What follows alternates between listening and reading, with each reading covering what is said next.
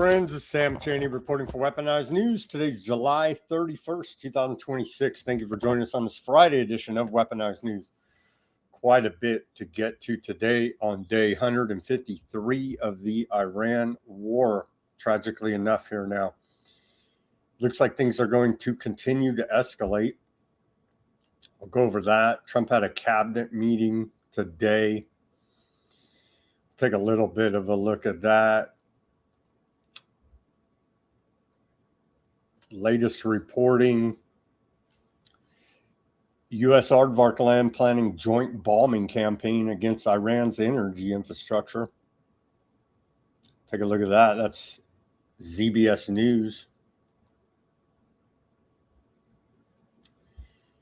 Yeah, a bunch of mainstream reports that we're getting ready to bomb the hell out of Iran again. So expect that at any time. I just checked CENTCOM. They haven't announced anything. Obviously, they announce it after or during the bombing campaign. So we may be bombing Iran heavily during this broadcast. I expect it to come at any time here now. What else do we got? A warning about this big push for testosterone. Now we're seeing what was announced last week out of the Department of War, big initiative to screen soldiers for their testosterone levels. They're pumping it again out of the Department of War. We'll take a look at that, the medical implications there. What else do we got? We got Epstein news as per usual. We got a bunch of economic news as per usual. We got the weaponization of migration. Now we're seeing them hit in Spain. We'll circle back, take a look at that. Spain says they kicked a bunch of these Moroccans out already. So we'll take a look at that, all the implications. Aardvark Land's basically saying we did it, right? They're behind engineering it. We'll take a look at the Claregi plan, the dreaded far right-wing conspiracy.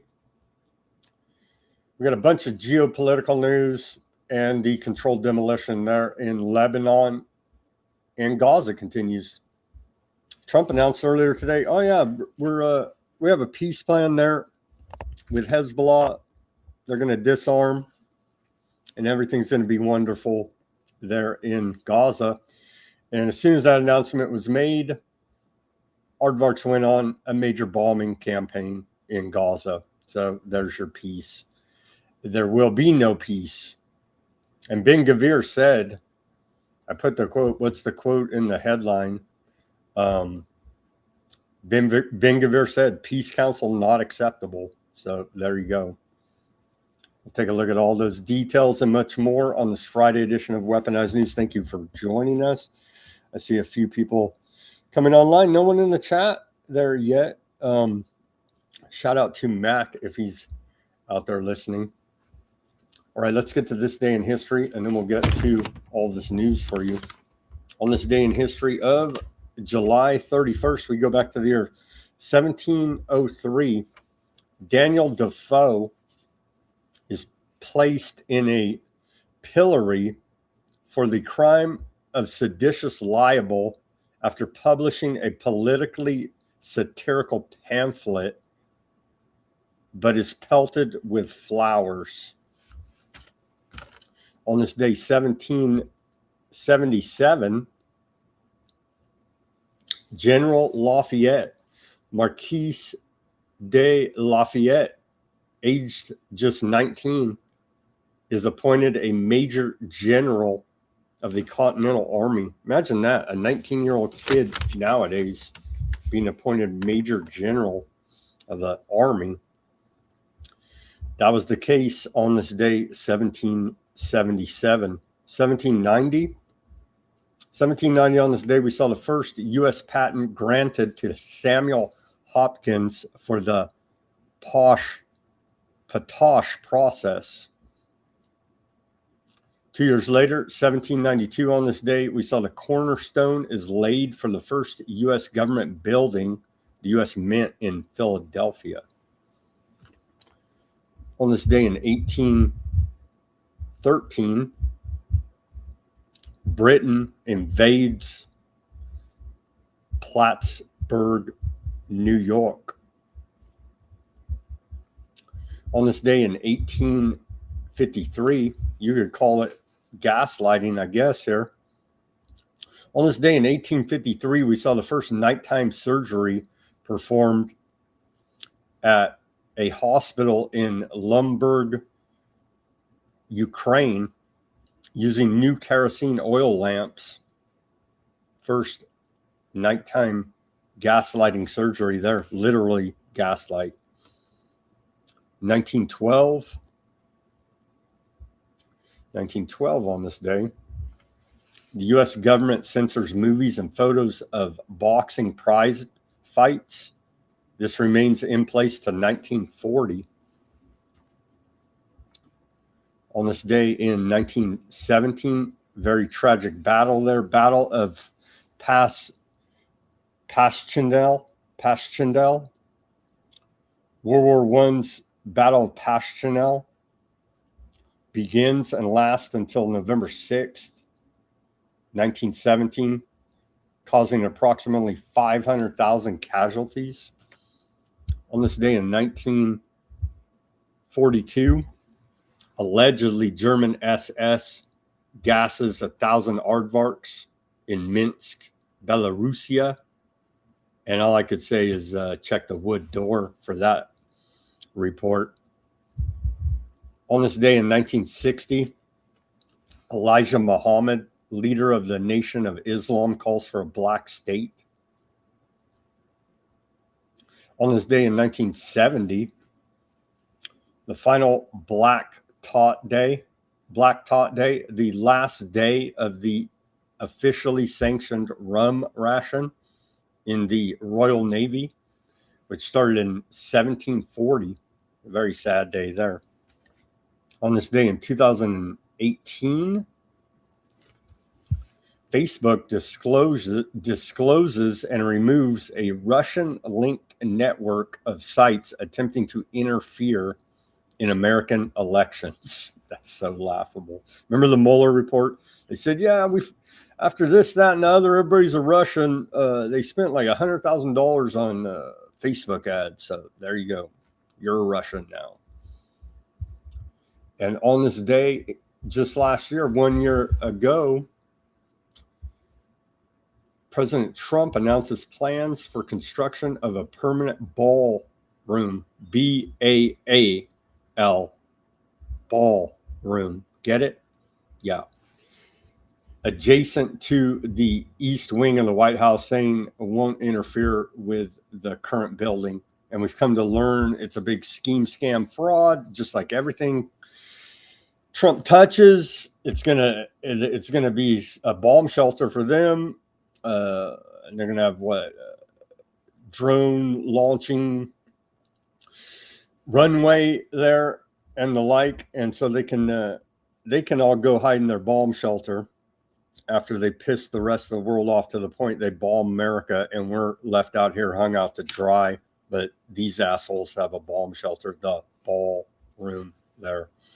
So isn't all that wonderful for them?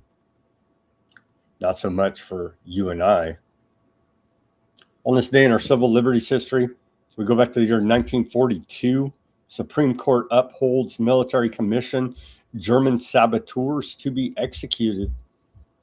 On this day in ex parte quorum, the Supreme Court upheld the constitutionality of the military commissions, which had tried and convicted a group of German saboteurs who had landed in the United States by submarine on the 12th of June, 1942, 6 months after Pearl Harbor and the U.S. declaration of war against Japan and Germany. 8 German saboteurs landed in the United States, 4 on Long Island, 4 in Florida, in what was called Operation Pastorius. They were immediately captured tried and convicted by a special military commission, and 6 were quickly executed. The affair of the German saboteurs began as a virtual comic opera, but immediately evolved into a legal case with serious civil liberties implications. All of the 8 saboteurs had previously lived in the United States and spoke English. Soon after landing in the United States, one of the saboteurs turned himself into the FBI, and all the others were then arrested. President Franklin Roosevelt determined to have them quickly executed, and not trusting civilian courts, on the 2nd of July had issued an executive order creating a special military commission to try them. In fact, in an act of complete contempt for due process, he told Attorney General Francis Biddle that he would not turn them over to civilian authorities, even if ordered to by a court. Meanwhile, in a clear violation of judicial ethics, that's a conspiracy theory right there. In a clear violation of judicial ethics, Supreme Court Justice Felix Frankfurt secretly advised Roosevelt on how to frame the military commission so as to pass the scrutiny of the Supreme Court. The Supreme Court upheld the constitutionality of the commission. On this date, the saboteurs were then tried in a secret session before the military commission and were convicted on August 3rd, 1942. Roosevelt commuted the sentences of 2 of the Germans because they had cooperated with the prosecution. The other 6 were executed on August 8th in 1942. I'm glad they were transparent about that and fully out in the open with the American people. And of course, they afforded those dirty German saboteurs due process, as we would expect out of this criminal government. On this day in our civil liberties history, 1979, President Carter proposes charter for the FBI. President Carter on this day released and sent to Congress a proposed charter for the Federal Bureau of Investigations, the FBI.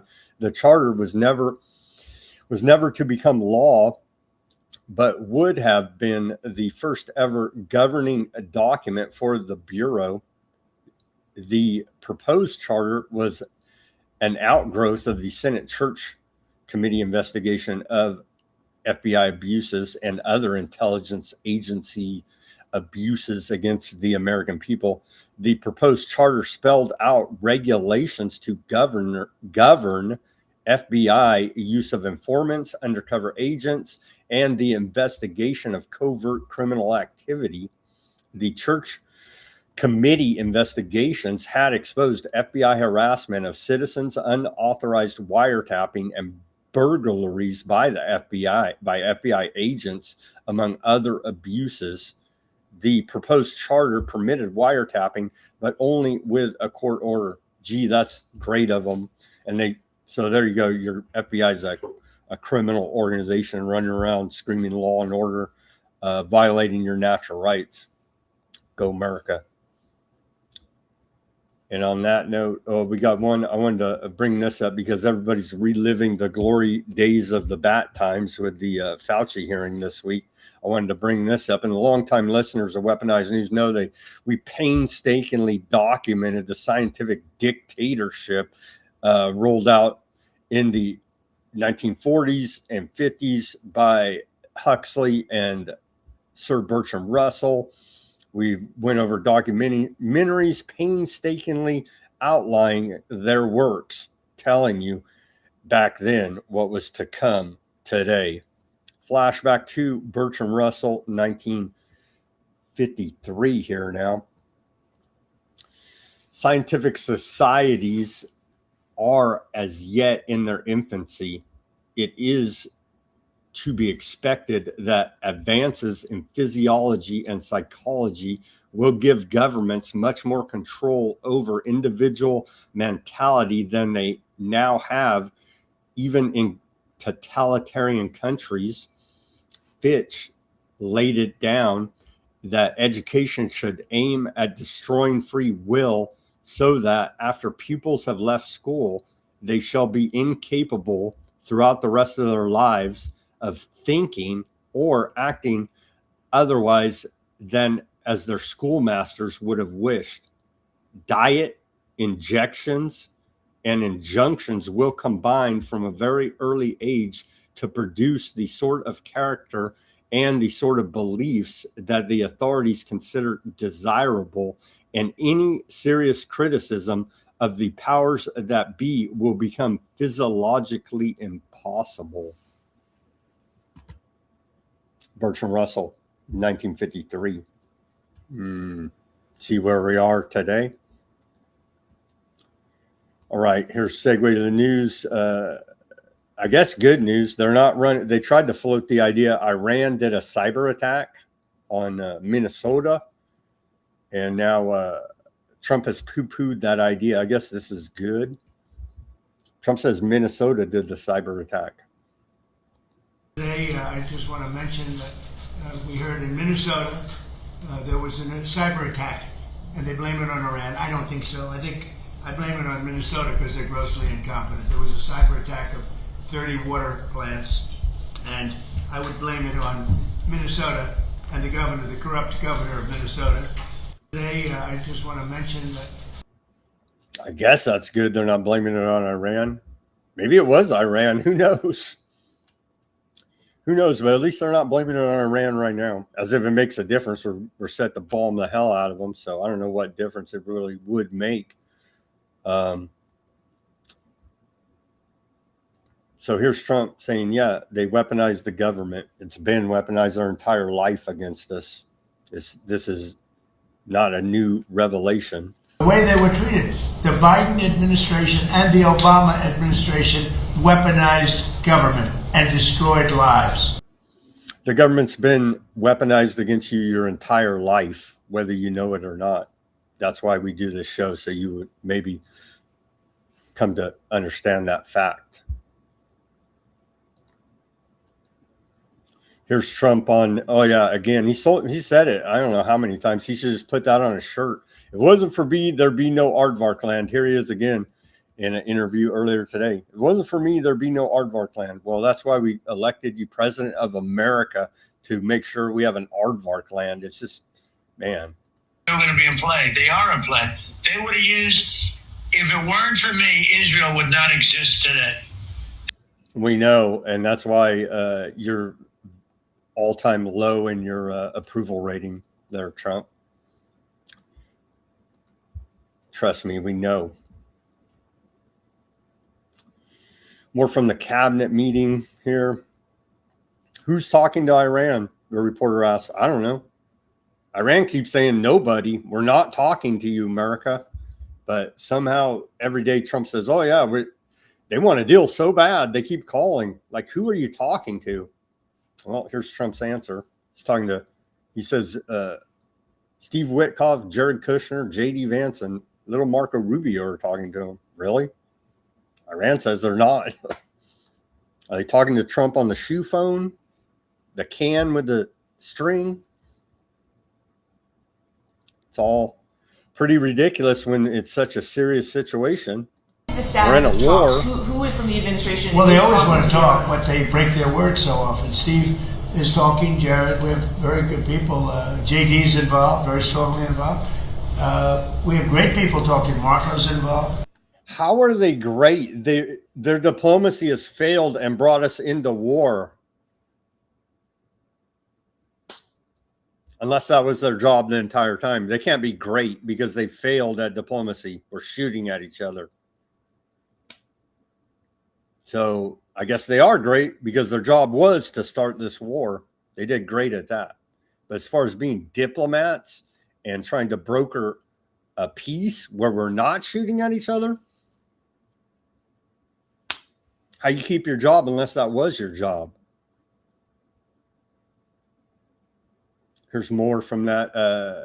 Shadow Ezra posted this. He says, President Trump tells the media and the public that Marco Rubio is only going after the International Criminal Court to defend Milei, Shadow President Bibi, otherwise known as.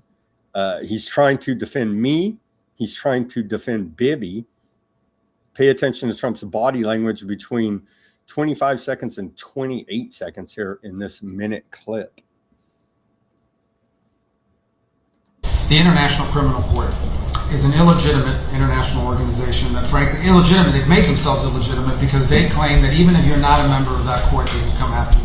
And what that literally means in the future is that American servicemen, political leaders, and others could find themselves under indictment by this International Criminal Court. And if you want to know a little bit about it, Jack Smith used to work there.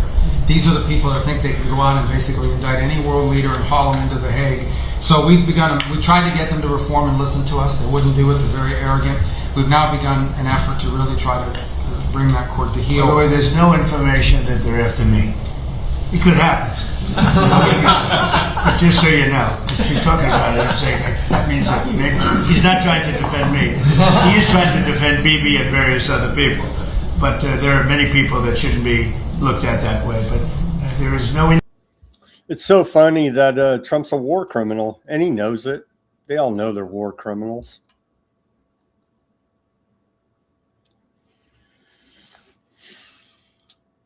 Trump offered no clear path back to the MOU with Iran, saying we just want to win earlier today at this cabinet meeting, while signaling the renewed war could continue. His remarks on the war on Iran cabinet meeting this morning. Let me read through some quotes here for you. We're trying to be as nice as you can be in a situation like that. They cannot have a nuclear weapon. Iran will not have a nuclear weapon. Asked whether Americans should expect the exchange of strikes to continue, Trump replied, a little bit. It would be foolish to say no. You always have to keep your guard up. Trump claimed Iran is always interested in talks, but repeatedly breaks its word. We covered that a little bit right there. Asked whether a deal remained possible, he said, I'm losing faith in them, accusing Tehran of firing missiles at U.S. troops in Jordan while negotiations were underway. Asked how many more U.S. strikes would be required to restore maritime security in the Strait of Hormuz. Trump answered, you never know. Most people would have given up by now. They haven't. So I give them credit for that. They're tough. Speaking about Iran. Pentagon may scale down military presence in Kuwait following retaliatory strikes from Iran. The United States is actively rethinking its strategic bilateral ties and military posture in Kuwait in the wake of the recent retaliatory strikes from Iran, according to senior U.S. officials cited in a Wall Street Journal article. You think we've been calling that for weeks now? Get our troops out of harm's way. We obviously can't defend our bases. They're getting whacked over there big time. Sitting ducks. They're cannon fodder, essentially. Since the Gulf nations' independence decades ago, the United States has taken advantage of the oil-rich Emirati, turning it into one of the largest logistics hubs for the United States Army globally and housing thousands of troops alongside heavy artillery and Abrams tanks. While intelligence assessments report that Kuwait weathered recent Iranian military strikes, the broader hostilities have exposed several vulnerabilities, undermined long-standing security agreements, and forced a critical reassessment in the wake of unprecedented missile and drone attacks targeting regional bases. In response to sustained Iranian assaults on military infrastructure, Pentagon leadership is actively moving to downsize its footprint, reduce personnel, and withdraw assets within Kuwait. U.S. defense officials told the Wall Street Journal that this strategic shift is designed to minimize exposure and mitigate operational risks, even as Kuwait authorities continue to seek firm security commitments from the Pentagon. Yeah, they're picking us off over there at our bases here now. That's an image out of Kuwait. We need to get our troops the heck out of there. Iranian armed forces have expressed gratitude to the Jordanian public once again for sharing valuable intelligence regarding activities inside U.S. military installations within Jordan. According to Iran International, they noted that this collaboration has effectively increased pressure on the United States and narrowed their operational space. Yeah, we got unfriendlies there giving intel to Iranians. It's time to pack it up. Iran says it targeted U.S. bases in Bahrain and Kuwait with drones.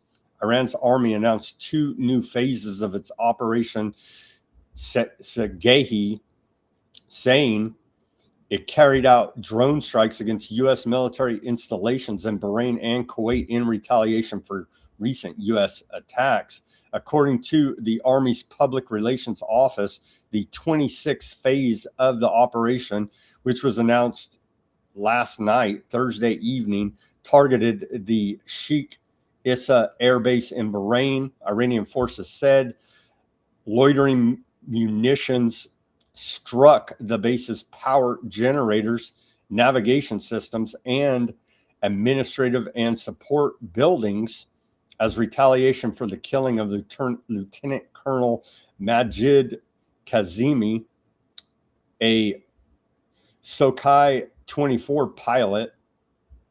Tehran said the base has suffered significant damage from repeated Iranian attacks despite U.S. air defenses. In a separate statement released this morning, the Army said the 27th phase targeted the Ahmed al-Jaber Air Base in Kuwait.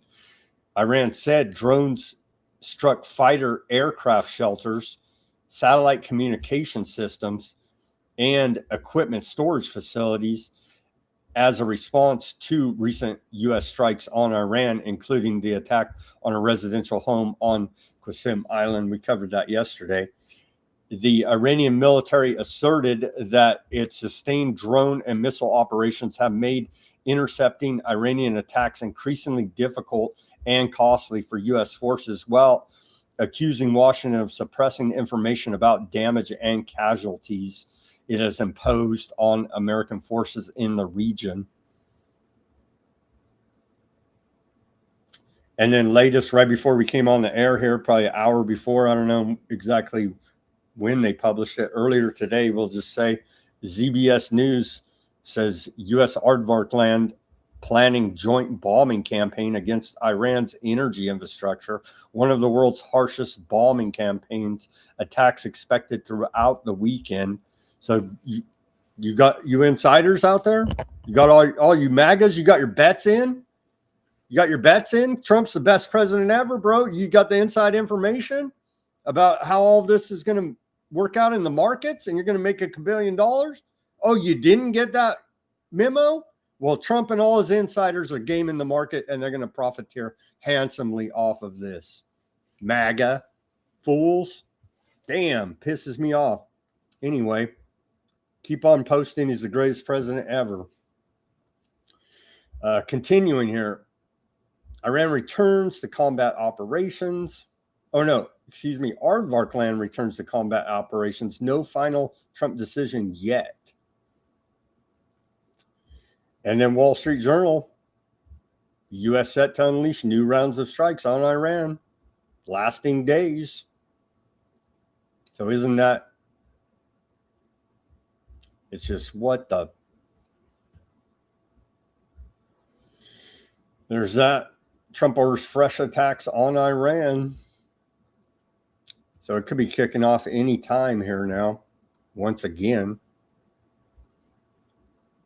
Iran threatens strikes on U.S. aardvark land critical infrastructure, according to Sim News. It's getting harder to get our news from Sim News as they've been banned off the X. I don't know if they got their account back, but it was reported yesterday.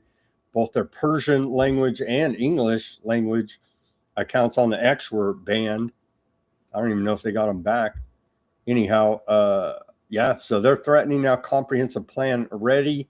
Military has both capability and will to strike. So it's gonna kick off here. Both sides, all sides are saying so. So I would expect a massive war here now over the weekend, going forward, quite horrifically enough. But don't you worry, the Department of War is pumping High T War Department meme of the day here now. They say fielding cutting edge tech to empower high T warriors. Here's meme of the day. It was the thumbnail for today's show. High T War Department. All that's well and good. The High T War Department won't go arrest actual criminals or do anything about the criminal government, but they'll kill civilians all over the world. So we do appreciate those efforts. And they're targeting our own troops for mass sterilization through this program. Multiple doctors and medical authorities state that exogenous testosterone via replacement therapy, TRT, anabolic steroids, and high-dose supplements can suppress natural sperm production and cause or contribute to male infertility. This occurs because it creates negative feedback on the hypothalamic pituitary gland gondolar HPG axis, lowering LH, FSH, and intertesticular testosterone needed for spermatogenesis. Effects are often reversible after stopping, sometimes taking months, but not always fully reversible or quickly, especially with prolonged use. That's the Mayo Clinic. You don't get much more mainstream than that. And the Cleveland Clinic says the same thing. I got a bunch of reports, all these different doctors. Do we even need to document it all? Maybe for the skeptics out there, I don't know. I'll post a link for those skeptical that love the Department of War and their new push to get everybody hyped up on testosterone. It's extremely dangerous, and be aware out there. It could and may very well lead to your sterilization. Continuing here. More memes from the Department of War. The Department of War wants to launch drones from drones now. The official project name is Suitable Warfighting Adaptive Payload SWAP USV. Around here, we just call it Sprint 1. Drones on a boat. Drones launching drones, they say. The ocean is their battlefield, unmanned, mission ready. Drones on a boat, unmatched, unstoppable. Drones on a boat. Well, it's a nice dream. We're not quite there yet. Suitable warfighting adaptive payloads here now. The Department of War Procurement Office is putting out this call right here. Project description: the cost exchange ratio for detecting and neutralizing asymmetric maritime threats in contested environments is heavily skewed in favor of the adversary. Bad actors deploy these low-cost drones. Currently, the Department of War relies on exquisite multi-million-dollar naval and aviation assets to intercept these inexpensive targets. Yeah. Solution: they're trying to get some, they're putting out this competition, 12-month prize competition with rolling submission windows. The solution to us spending millions and the enemy spending tens of thousands on destroying all these different weapons, as we've covered here now. The solution, according to the Department of War, the government and the Department of War Initiative Unit, DIU, seek to partner with established maritime manufacturers, autonomy developers, sensor manufacturers, and UAS developers to execute a multi-phase prize challenge under 10 USC 4025 with up to $100 million in available funding. And so they're putting out this call because they're figuring out we can't keep up this pace of $1 million missiles taking down $30,000 drones and all the different ways in between there are high-priced equipment taking on their low-cost drones is just simply not sustainable. So they're putting out that call. And we see, hey, big funding. Have fun trying to, afford groceries, but what the hell? The Department of War here now. The Department of War, Office of Strategic Capital, and again, I just learned of this like a couple of weeks ago, looking at what they're saying following the Department of War. We have an Office of Strategic Capital there now. I do believe established under the Biden administration, under old, the hell's his name? Darth Vader, the former Secretary of Defense, Lloyd Austin. Anyway, there is an Office of Strategic Capital at the Department of War. It announced a $820 million conditional loan commitment with Performance Drone Works to expand domestic manufacturing for critical drone components. This financing will establish a new high volume source of domestically manufactured components for drone Group 1 and Group 2 unmanned aircraft, strengthening the U.S. drone industrial base and addressing critical supply chain bottlenecks, achieving American drone dominance. Allegedly, you should be able to, with that much money, $820 million conditional loan commitment there.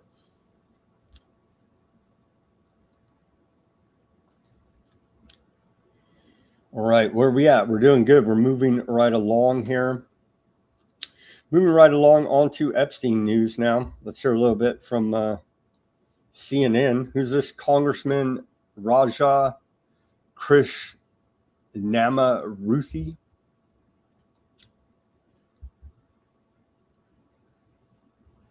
Todd Blanche, what do you make of this standoff over Blanche?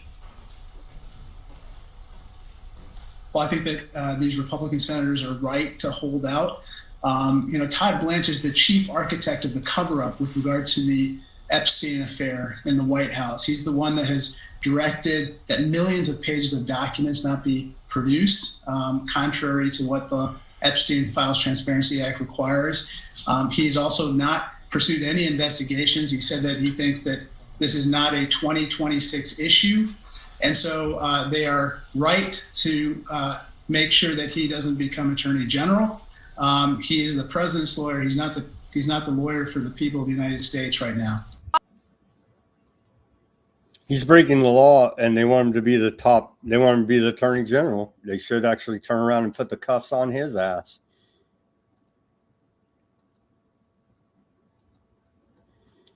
There's more about it from Oversight Dems. But for a multitude of reasons, Todd Blanche's nomination as Attorney General appears to be at a logjam on Capitol Hill, not the least of which is what we showed just a moment ago, the survivors of Epstein that came to Capitol Hill urging lawmakers to strike down his nomination. I just wonder if you think his handling of the Epstein files may impact his confirmation process. I mean, absolutely. We're seeing that in real time. And, first, it's a testament to the strength of the survivors who, despite being wronged and disrespected every step of the way, continue to fight, as was just reported, literally going door to door with files, talking to senators, trying to get them to reject Todd Blanche's, bid for Attorney General. But absolutely, I mean, to say that the Department of Justice failed and their release of the Epstein files would be an understatement. I mean, this almost appeared as a deliberate obstruction of justice, a deliberate obstruction of transparency, and a deliberate obstruction of justice, despite the fact that justice is in the very name, the Department of Justice. So Todd Blanche has handled this poorly. Pam Bondi handled. It's laughable. Where is the law and order here in America when the top cops are the ones breaking the law? Well, there is none, obviously. Even Senate Republicans know Todd Blanche is cooked. I think we showed this meme yesterday. But the Cornyn and Tillis are not doing it for the victims or because they care about justice. They're doing it, blocking his confirmation there in the Senate because they're feuding with Trump because he didn't endorse them, essentially here now, and they lost their re-election campaigns, and so they have the TDS as it's known, and so they have a bone to pick with Trump about that, and that's the real reason why they're blocking Todd Blanche confirmation. Don't be fooled into thinking they're some great heroes for justice. They're not. Okay, Melania Trump threatens to sue former friend over Epstein claims, but a lawsuit could backfire. The ongoing dispute between Melania Trump and her former friend, Brazilian model Amanda Ungaro, has escalated into formal legal threats.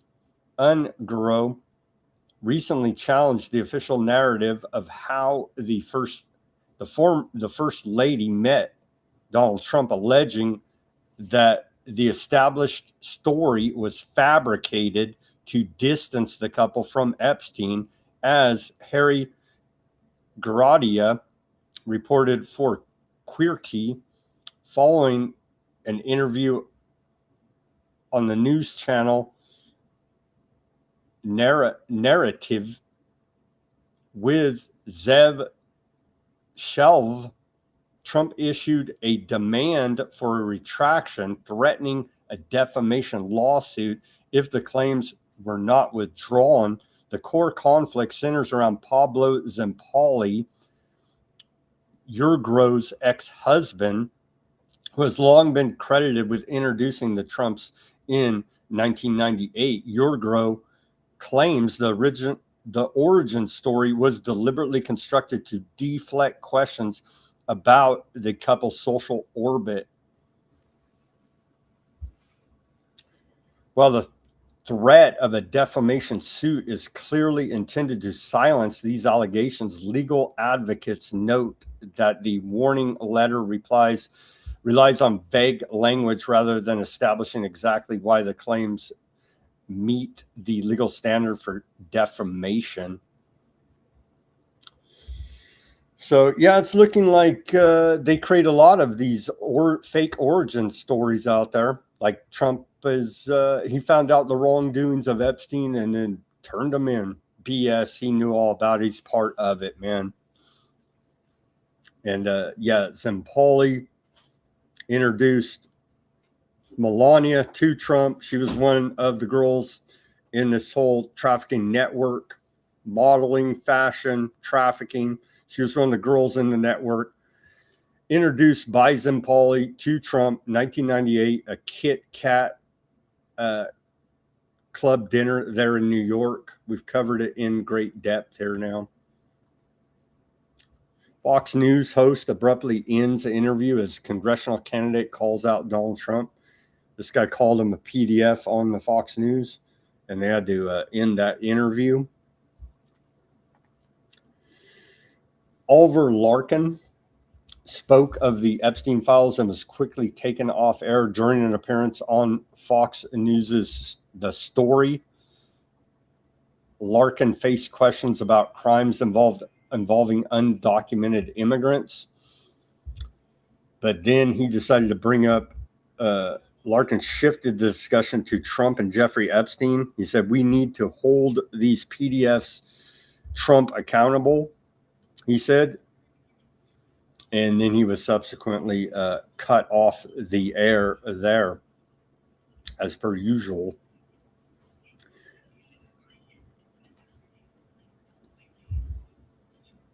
Here's the cabinet meeting.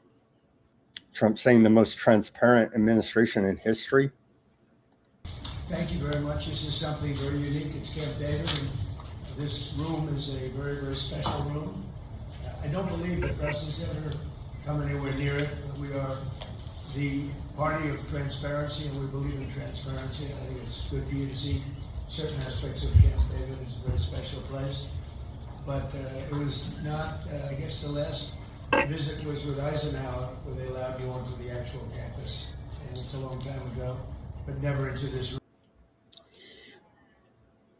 Release Epstein files in the most transparent administration in history. Obviously, they won't. They started a giant war over it.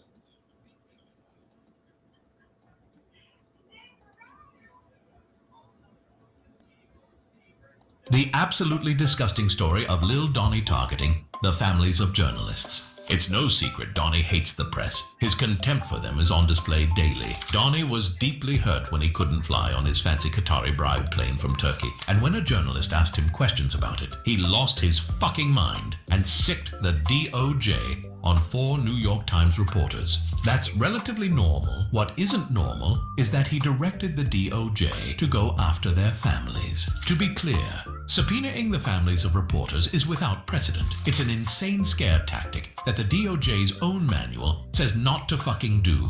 The DOJ, when called on this by a federal judge, claimed it was just an accident, which means they accidentally searched for and singled out 4 different families. Accidentally. 4 times. As soon as they left court, they blamed the judge for their own overreach, saying that they felt threatened by the judge's demeanor, who they then seemed to say was at fault for them going after family members. Because in Trump's DOJ, it's always someone else's fault. And all of this is because Donnie got sad someone asked him a question about his fancy bribe plane. Yeah, it's every DOJ, but now Trump's president. And then here you go. Epstein meme of the day. The war's finished when I say it's finished. There you go.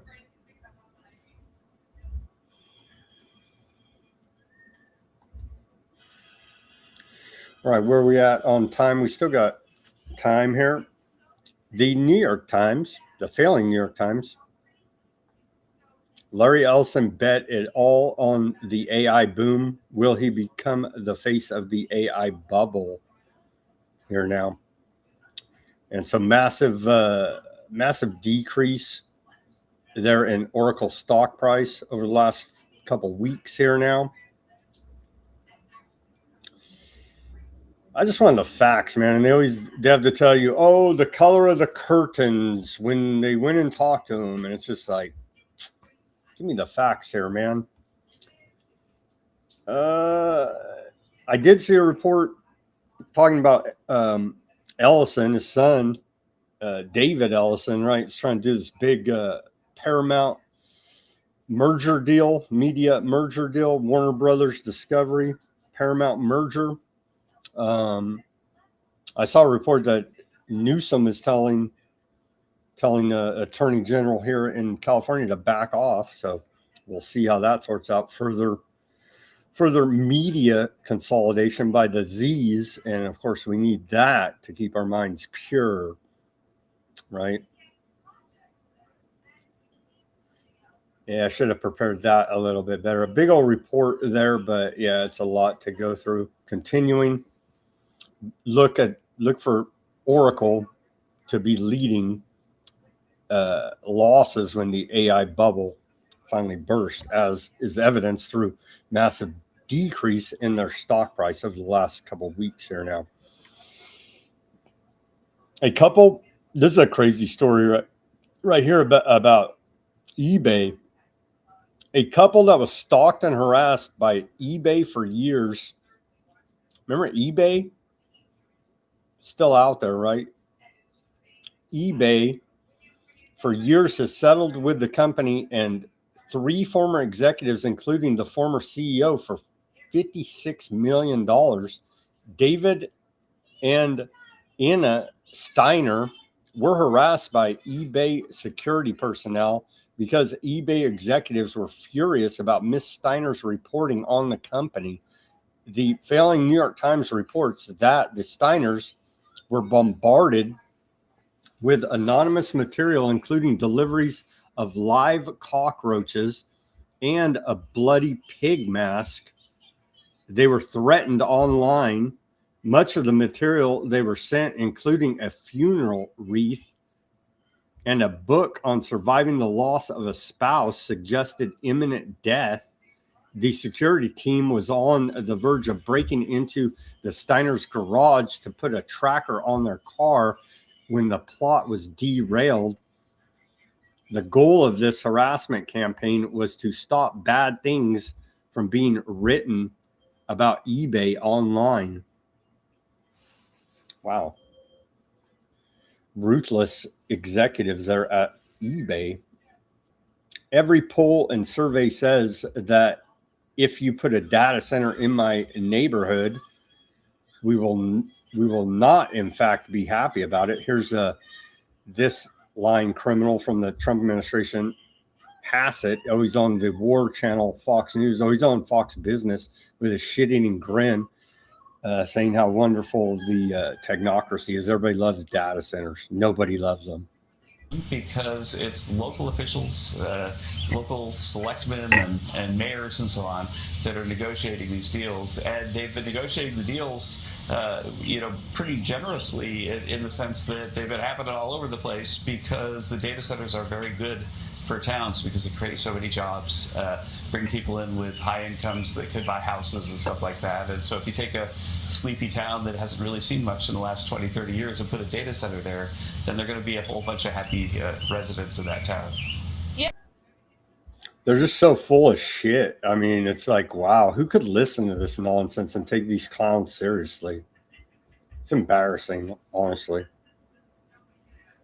In one California town, Flock misread license plates 71% of the time. Out of a sample of 1,427 alerts that Flock sent to police in the town of Roseville. I've been there, Roseville, California. It's a little suburb just north of Sacramento, California. Anyhow, Roseville alerts that flagged vehicles are stolen or used in a felony after they pass one of the city's Flock cameras. 71% of the time were inaccurate. One man's car was misidentified by Flock 6 times. Imagine that. 71% of the time inaccurate. Why is the SWAT team here? Well, because they said that you committed a felony in your truck. Bro, I was at work all day. How the hell is that even possible? Well, you don't even have time to say any of that. The SWAT team kicks in your door and probably shoots you and your dog. You know what I mean? It's just beyond the pale of ridiculousness. 71% of the time inaccurately. How many people is this setting up? Flock's got to go. And the next one, Axon, got to go. Got to go. All right. 3 people were arrested at a public meeting on the massive Jupiter data center in New Mexico. One arrestee was pushed on the floor at the meeting by another person, and she's facing charges for resisting or obstructing and disorderly conduct. The others were also facing charges of disorderly conduct or obstructing and were booked without bond. Oracle's project Jupiter data center would be 1,400 acres, bigger than Central Park. Let's watch this report out of local New Mexico Channel 7 News. Oracle better do something. They're going under, man. Maybe grind some more of these protesters into the dirt. I don't know what can help them.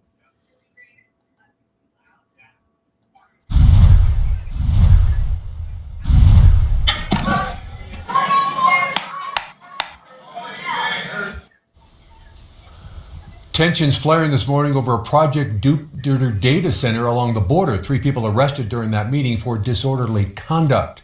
Oracle AI reps were there to present to county commissioners, but public comment started when the arrests were made, and they're now being held without bond. Strong reactions coming from both sides. Nearly everyone who stepped up to that podium were met with boos or cheers. 30 people were scheduled to speak, but commissioners having to start and stop a lot because of disruptions from the crowd. Many supporters focusing on job opportunities, while those against citing lack of communication from Oracle along with environmental impacts. Everybody keeps talking about jobs, but we don't talk about the jobs that may be displaced by the amount of water and whatnot used by Project Jupiter in terms of farmland, in terms of the crops that are grown, and how much agriculture we may lose because of this project. Today's facilities can be designed around highly efficient cooling systems, advanced energy management, improved power usage effectiveness, water-saving technologies, and renewable energy. There were also confrontations with security guards in the Doña Ana County Sheriff's Office. Finally, Project Jupiter getting to present their new data. They're expecting 700 new jobs and generating tax revenues of around $600 million over a 17-year span. Oracle AI also claiming they will use as much water as 9 U.S. households over 15 years. This is how construction for the center is looking today. Representatives saying they are committed to being a good neighbor and they are going to share everything that they are doing. We have been following this since its inception. You can find our Target 7 investigation on how Oracle AI is accused of fraudulently using the names of state politicians to support that project. That is right now on our website. You don't say CIA, Oracle are liars. You don't say. Shocking, I know. This one's kind of crazy. This guy lost, they're saying he lost $45 billion. How Leopold Aschenberners built a $45 billion AI hedge fund and lost most of it in days. CNBC can see right there. Former OpenAI researcher, AI hedge fund sensational awareness collapsed from $45 billion to around $10 billion in assets on falling semiconductor stocks and mounting margin calls, driven by reported leverage of up to 400%. The 20-something's manager was forced to sell off his leveraged public stock bets, including hard-hit names like SK Hynix and CoreWeave, to Ken Griffin's Citadel at a discount. The crash marks a dramatic turn for the hedge fund, who launched the fund after gaining Silicon Valley fame with his 2024 AI manifesto, drawing scrutiny from critics over his lack of money management experience and his past ties to FTX. Just everywhere you look, these guys are just such freaking fraud, liar, criminals, man. Fox News is reporting now the U.S. national debt has reportedly surpassed $40 trillion for the first time ever. 40 trillion with a T. So we're never paying back the national debt, obviously. We're in the Great Reset, so we're in a controlled demolition of the U.S. economy, essentially, here now. U.S. national debt surpasses $40 trillion for the first time. The U.S. national debt has indeed breached $40 trillion for the first time in history, according to U.S. Treasury Department data, marking a historic escalation in the nation's fiscal situation. It's not sustainable.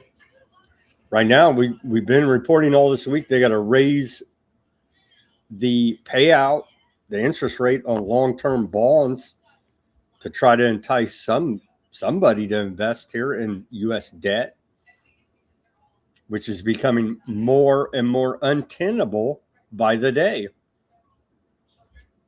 Now, isn't it? Yeah, it's clearly unsustainable. Everybody, there's all kind of people, like they list right here, all these economists, bankers, they're all saying it's unsustainable. It's unsustainable, obviously, to keep spending at this pace. Trump, Department of War, give us 1.5 trillion. Got to kill some more terrorists. It's like, bro, you guys created, you're engineering the collapse here. I don't know how you get out. It was Biden, right? Or they'll blame the next guy. How long can they kick this can down the road? It feels like, well, yeah, the bankers are going to pull the plug at the time of their choosing. Of course, the insiders will all become even that much more richer. So be aware, $40 trillion national debt here, major threshold has been surpassed. All right, we're at the top of the hour. Let's take a live commercial break here now. Give me the like, share, subscribe, push that notification button. We got a bunch more economic news on the other side of this commercial break. Thank you, everybody, for joining us on this Friday edition of Weaponized News. We blasted through quite a bit of news there in the first hour. Give me the like, share, subscribe, push that notification button. Go to weaponizednews.com/shop. Get yourself a holograph sticker over there. White background sticker, a clear sticker. Get yourself some gear. Weaponizednews.com/shop. The link's right there in the description below this video. We got coffee mugs, t-shirts, baseball caps, shot glasses. Again, as some in the audience say, this show induces heavy bouts of drinking. We try to accommodate that with Weaponized News shot glasses. Any which way you choose to support us is much appreciated. We take donations as well. Buy me a coffee, Bitcoin wallet address, Cash App links all in the description below this video. Become a paid subscriber at Weaponized News Substack. Everything's free. Become an unpaid subscriber, but help support independent reporting and analysis brought to you 5 days a week, broadcasting live Monday through Friday, 5 p.m. Pacific, 8 Eastern time. Become a paid subscriber, Weaponized News Substack. All the links to everything right in the description below this video. Any which way you choose to support us is much appreciated. Give us the free like, share, subscribe, push that notification button. Help us continue to grow here now as we're fighting through this mass of propaganda and bringing you nonpartisan, independent reporting 5 days a week. And I was going back through some old files earlier today and found a bunch of bat time reporting that we did. So all of that is available on Weaponized News Substack. You can go back and relive the glory days of the bat times there. We got it right, sadly enough, to report to you. Here at Weaponized News, we got it right. Many others out there did not get it right about the bats, you see. All right, welcome back to the second half of Weaponized News on this Friday edition, July 31st, 2026. Let's get right back into the economy here now. Fortune magazine says nearly a third of workers admit to sabotaging their company's AI. Surprise is not higher than that, actually. The U.S. Treasury has informed a number of banks that it may intervene in the Japanese yen market today and that they should stand ready for future action, according to a report out of Reuters, because we do the free market capitalism thing here. Too big to fail, too big to jail. And so that's how they roll with rigged markets. Elon Musk has said that in 2036, money won't matter. He said artificial intelligence and humanoid robots will create a post-scarcity society, producing more goods and services than humanity can consume and making traditional currency obsolete. What he neglected to mention is once they get you on the mark of the beast universal basic income system, you're a slave to the system, and so you have to do whatever they say or you're cut off, whether it's taking miracles, taking bat bites, whatever the hell they want to come up with. By that time, taking the brain chip, whatever it is, whatever crazy thing they want you to do. If you don't comply, you're cut off, you can't eat, and they'll probably send those humanoid robots to go about your orderly termination in the near future. Something to look forward to. The scientific dictatorship technocracy, the Greater North America Project. Baby boomers are sitting on at least $93 trillion in assets, according to Visa. That's more than the total held by Gen X and millennials combined. And they're trying to, they try to divide us on every front, right? Race, religion, creed, politics, age now. There's I don't know if you guys have noticed, you probably have if you're online like me. There's a narrative meme out there trying to blame whoever's financial poverty essentially on baby boomers. That is out there to divide us up by age as well. So be aware of these narratives. I'm sure you are out there in the audience.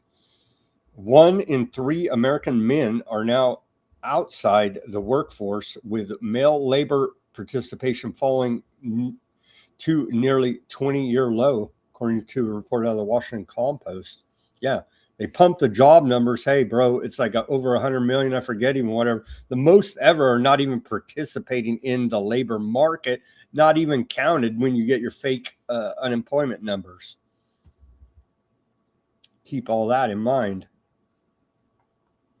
Trump on Iran, he says prices are way down with the exception of oil. Well, we'll play the clip. Prices are not way down on Main Street. Trump's in his bubble of freaking whatever PDFs, right? He doesn't go grocery shopping. Give me a break. He doesn't know what it's like for you and I, Joe Blow, on the street. Prices are way down with the exception of the oil, and that'll go down, as you saw when they thought we had a deal 2 weeks ago. Prices are not down, and we live, whether you like it or not, in Rockefeller oil oligarch economy. Everything is based on petroleum here now. And so the price of oil goes up, everything goes up because you have to transport the goods and all these different inputs, and on it goes. So he treats everybody like they're idiots, lies to everybody's face. All you got to do is go freaking grocery shopping and you could see it. It's just ridiculous, the level of lying and gaslighting coming out of Trump. While working people struggle to pay $4 plus for a gallon of gasoline, this week, Rockefeller oil oligarchs reported record profits from last quarter. Shell reported $9.8 billion profit, a 130% increase over the same 4 quarters, over the same quarter last year, and its best quarterly profit in 4 years. Chevron reported $12 billion in profit, a nearly 400% increase over last year, and its highest since 2020. ExxonMobil reported $14.5 billion in profit, more than double the same quarter last year. Total Energies reported $6 billion in profit, a 68% increase over the same quarter last year, the most in 3 years. They're price gouging the hell out of us, man. But don't you worry. Trump said his DOJ is going to look into this price fixing in the gasoline market. Sure you are. Sure you are, with your corrupt Department of Justice there. I'm not holding my breath. Oh, what is it? Over $100 million, whatever it is, at least $100 million, more than that, dollar F-35 fighter jet has crashed and gone and went up in flames in Southern California in a Marine Corps Air Station, Myanmar, in San Diego earlier this morning. There's a video of that. It's just $100 million aircraft. Who cares, right? I hope the homie's good. Yeah, dude.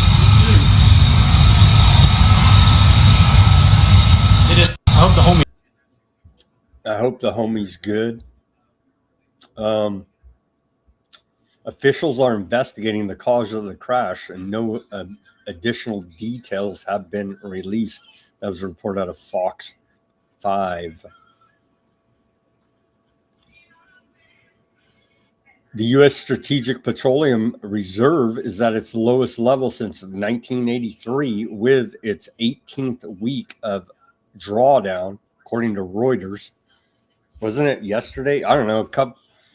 It was like the lowest. We just keep going down like this, right? And our strategic petroleum reserves, I believe, is like the lowest since 86, 85, 84, 83. We're drawing it all down to zero here now. Looks like. According to AAA, the national average for the price of a gallon of gasoline is now at $4.11. $4.11. Right there. And then the Iran War Energy Cost Tracker out of Brown University, Watson School of International and Public Affairs. We're now up to, we're now up to $76.9 billion total consumer cost burden since the beginning of the Iran war on February 28, 2026. You can see right here. And then the per household cost burden spread across both gasoline and diesel is now up to $587 on average. We are getting some fact checks again from U.S. Central Command. Let me check quickly. Have they announced a full-on bombing campaign in the last hour since we've been on air here? Let's see what's the latest from U.S. Central Command. Nothing yet. No announcements yet. But they did put out a fact check earlier today, and we appreciate the fact checks of U.S. Central Command debunking Iranian claims. Damn terrorists. The claim, once again, the Iranian government claims it has closed the Strait of Hormuz. This is false. The Strait of Hormuz remains open for commercial vessel transit. Iran does not control it. Thousands of ships have sailed through the international waterway over the past 4 months. So how you like that, Iran? You damn terrorist. Let's take a look at it again. I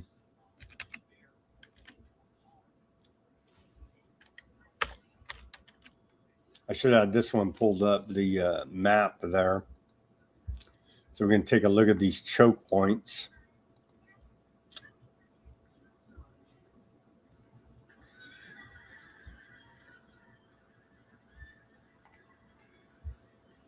Come on, load up, sucker.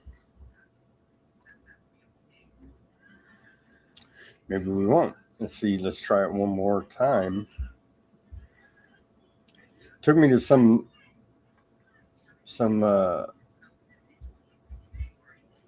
well, that's not good. We'll move on. We'll take a look at the map I do have up.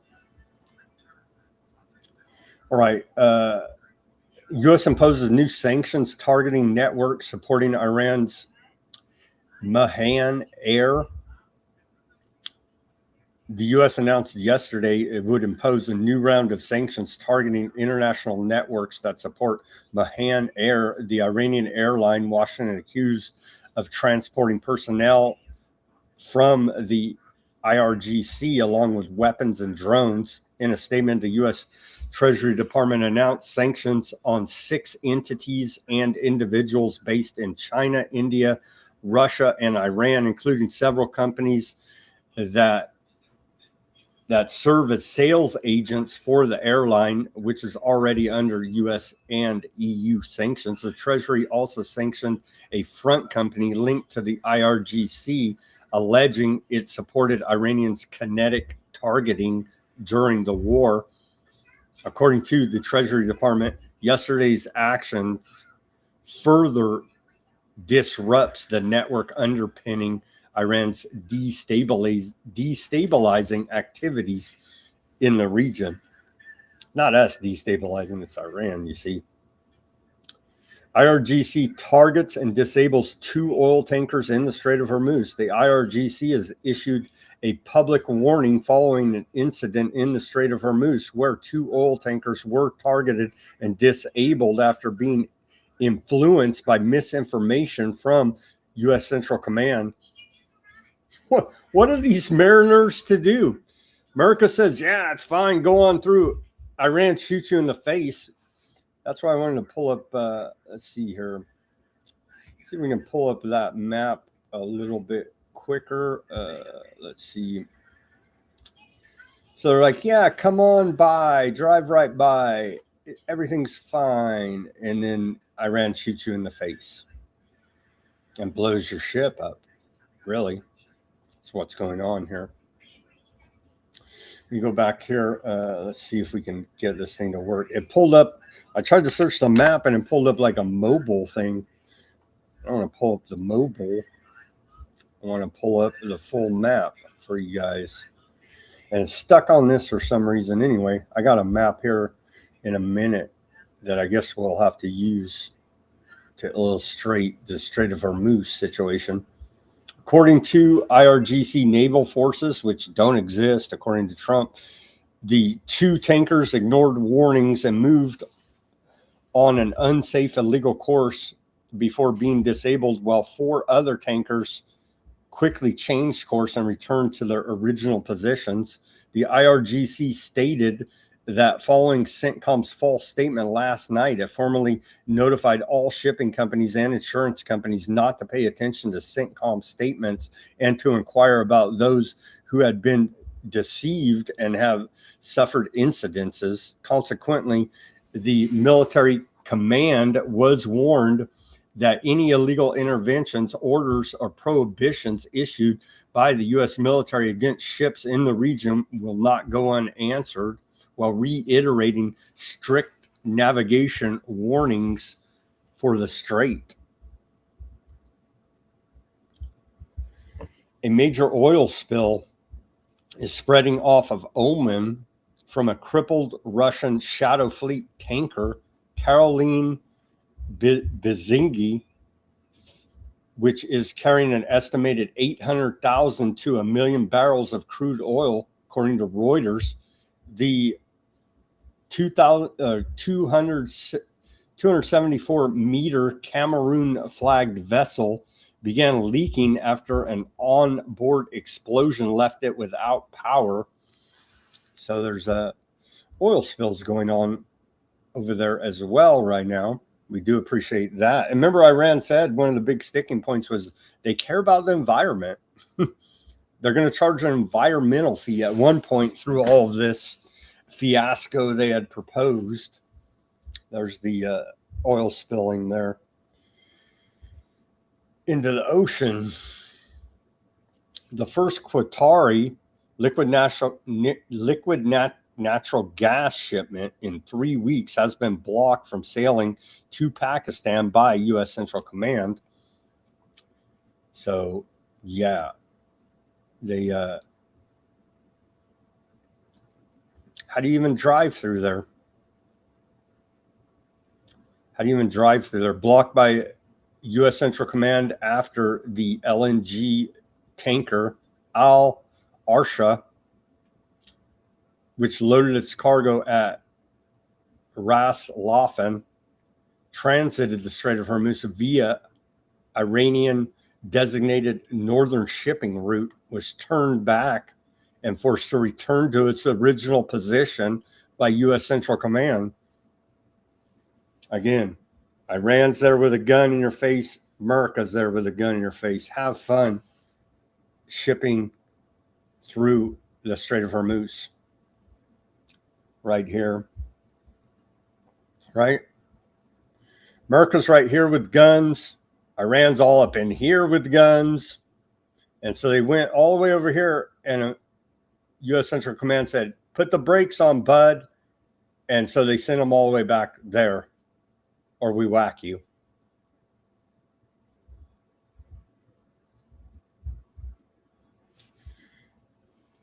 Kepler data shows sharp contrast between Bab al-Mandeb and Strait of Hormuz shipping flows. According to shipping data, 25 vessels passed through the Bab al-Mandeb Strait on Thursday. That's the one that the Houthis are now policing and threatening to attack ships, right? While traffic through the Strait of Hormuz remained significantly limited, with only 2 tankers recording transit. But what the hell? Central Command, Trump, all of them said it's just drive right through there. Everything's fine. Not according to the data. So they're lying, shockingly enough, to us here now about what is going on at the Strait of Hormuz. It's a giant freaking disaster.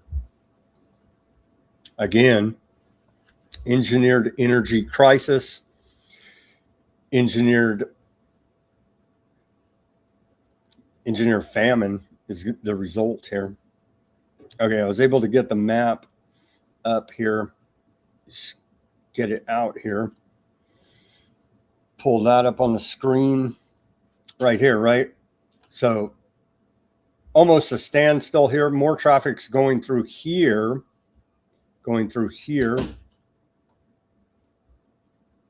Right? Going through here than here as of now. And still, you got the threat of the Houthis right there. Saudi Arabia and the Houthis are essentially at war. They're threatening anybody linked up with Saudi Arabia or America for that matter. You try to drive through here, Houthis shoot you in the face. So, yeah, not good at all. All right, continuing. Persian Gulf Strait Authority says movement through Hormuz not possible due to U.S. operations. Here's that post. They say, in response to repeated inquiries, we would like to reiterate that due to continued aggressive actions of U.S. forces in the region, passage through the Strait of Hormuz is not feasible. Once stability is restored, all requests will be reviewed and permits issued progressively. So, yeah, it's basically closed, even though CENTCOM says it's open. Okay, on to the weaponization of migration. The Clarigi Plan is a far-right conspiracy theory that claims Austrian-Japanese political philosopher Richard von Kladuvenhove Clarigi devised a deliberate scheme to destroy the white populations of Europe through mass immigration and racial mixing, ultimately creating a passive mixed race populace ruled by an aardvark elite.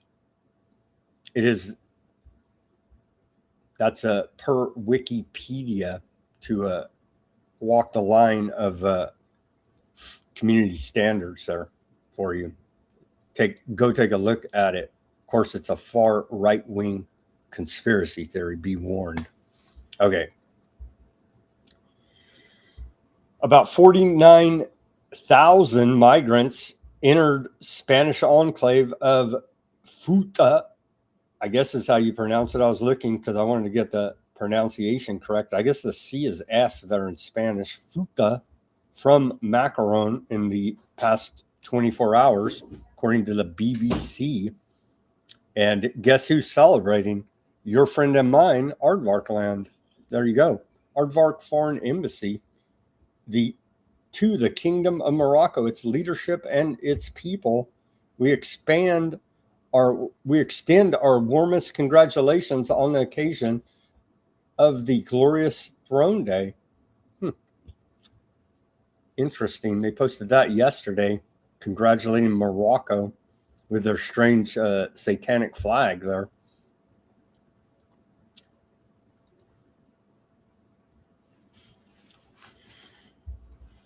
Here's the director of policy at the Middle East Forum, a Zionist-funded think think tank in D.C. calling on the U.S. and Aardvark land to impose sanctions on Spain if they tried to repel the invasion.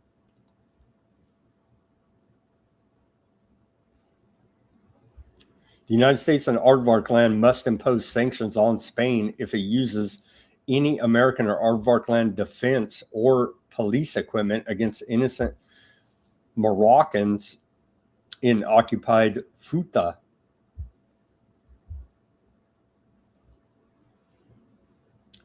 And he got fact checked over here on this one. Let's see if I can get back to the fact check. Was it this one? It was this one. Anyhow, he was claiming that somehow Morocco has claim to that land, and he got fact checked, and they said no, they have no claim there. So they just make up BS as per Aardvark usual. Trump commenting on this weaponization of migration. They're trying to use it as a fear-mongering tactic over here in America. It says, what's happening in Spain with tens of thousands of illegal immigrants invading it happened in the United States during Sleepy Joe Biden administration, and it will happen again, only worse if the Democrats ever again gain power. Don't let your country be destroyed. Vote Republican and be proud of the USA. Yeah, only problem with that is you and your Justice Department haven't gone after any of the perpetrators that allowed the invasion here in the United States in the first place. And so your words are hollow here now. And imagine a country, well, you vote for the other party and you're going to get invaded. Really? That's our country. Like, seriously, we're not getting mass deportations as Trump has promised. And just fear mongering. Republicans are going to lose the midterms big time. This very unpopular, illegal foreign war of aggression against Iran continues. The economy is in the shit. And all this propaganda is just nonsense at this point. Again, go arrest Mayorkas. Go arrest Amy Pope at UN Immigration. Go arrest the heads of all these NGOs and nonprofits that facilitated the invasion and everybody along the whole supply chain. It's a big operation. Take a look at Amy Pope and UN Immigration. You could start right there. Clown feds, you know, right? If I know, you know, but they don't. They don't. And so, again, these words are hollow. Spanish Prime Minister Pedro Sanchez said, the state is here. We will defend the security and coexistence of Ceuta just as we would defend them in Madrid's M30, because geographically there may be a center and a periphery, but institutionally, politically, and in terms of development, there is no periphery and no center. We are all one. Talking about Spain. And then I did have the map pulled up here for you guys, so we can take a look. What is all of this?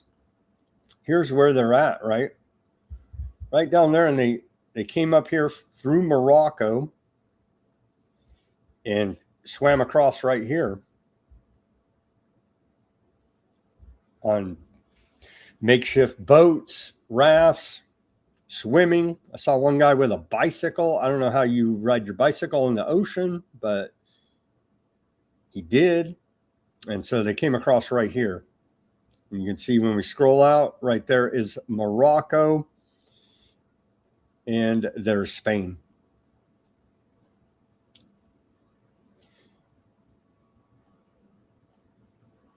And for those not following, what am I even talking about? Let's watch this. Here's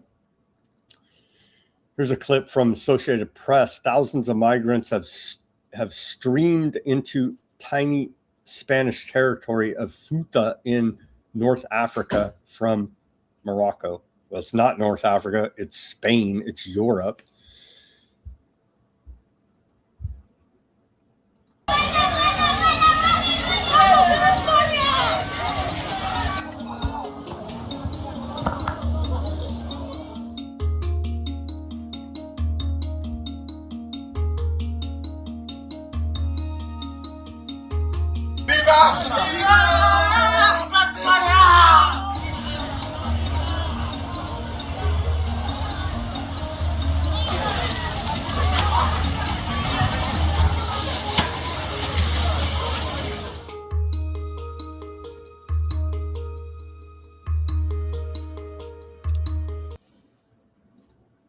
Crazy.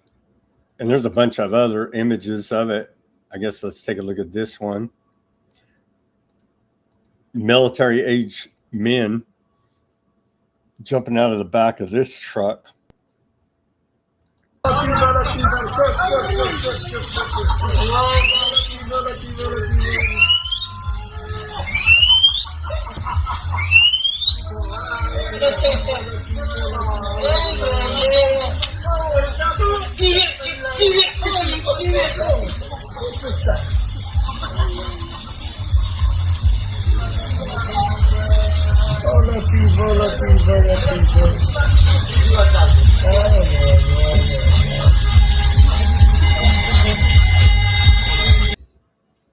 These are like scenes out of World War Z. Some of them when they were coming up out of the ocean trying to climb over walls there. Aardvarkland National Security Minister Ben Gvir said, "My congratulations to the President of the Government of Spain, Pedro Sanchez, for his profound commitment to welcoming immigration and, quote, human diversity. As someone who demonstrates great concern for Hamas and the residents of Gaza, I call on you to translate words into action, open the doors of Spain, and grant refuge to the residents of Gaza who seek to immigrate. This is an excellent opportunity to contribute a little more to Spain's, quote, human diversity." And so they know they were behind this attack, and now they're mocking Spain, as Spain has been a loud voice against the genocide out of Europe. Zionism is the most conniving, insidious force on the planet, and it's not even close. Aardvarkland will destroy anyone and anything that gets in its way.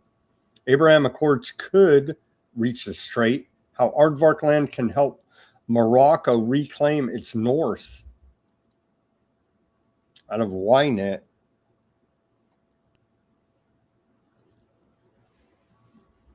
U.S.-Spain tensions over NATO. Iran create opening for Morocco to press claims on Fouta and Melilla, with Aardvarkland positioned to back Rabat diplomatically within U.S.-led alliance that increasingly favors cooperative partners over European holdouts. They're trying to claim that somehow they own that land. They don't. It's already been thoroughly debunked, that claim. Netanyahu's son here now. This is a flashback, but it speaks to the plan, the bigger plan. He says, let's make a deal. We won't fund NGOs in your country calling you to give away Fouta, and you stop funding NGOs in our country that calls on us to give away Judea and Samaria. And that was, you can see right there, May 26, 2019.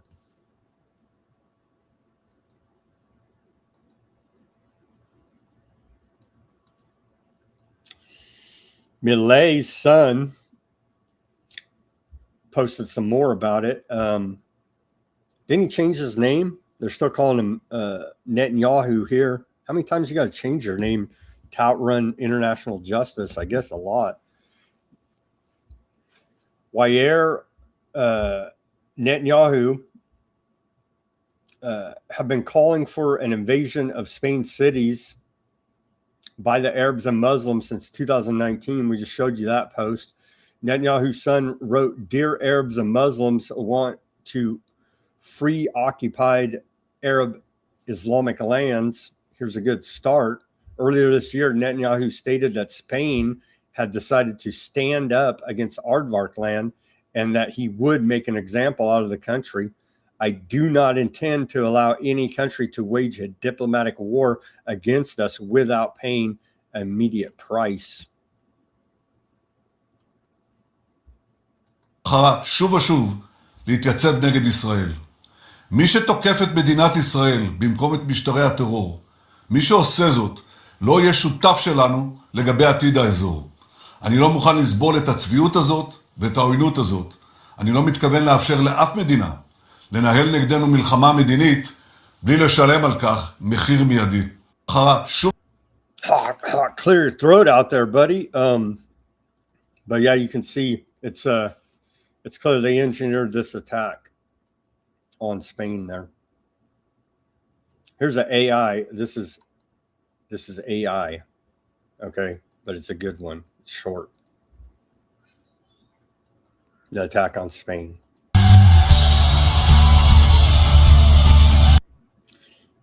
And we just had to kill that music because who even knows where it came from? I'm sure somebody has a copyright claim on it. And so that was a pretty good AI illustration about what's happening there. Sanchez condemns Futa border attack as 25,000 returned to Morocco. There's a bunch of reports that they are kicking him out there with the Spanish military.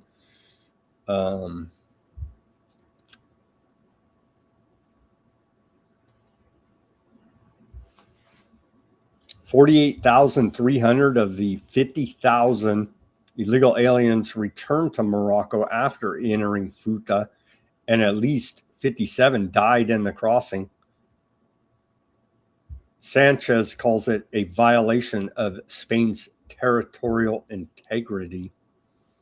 Out of El País.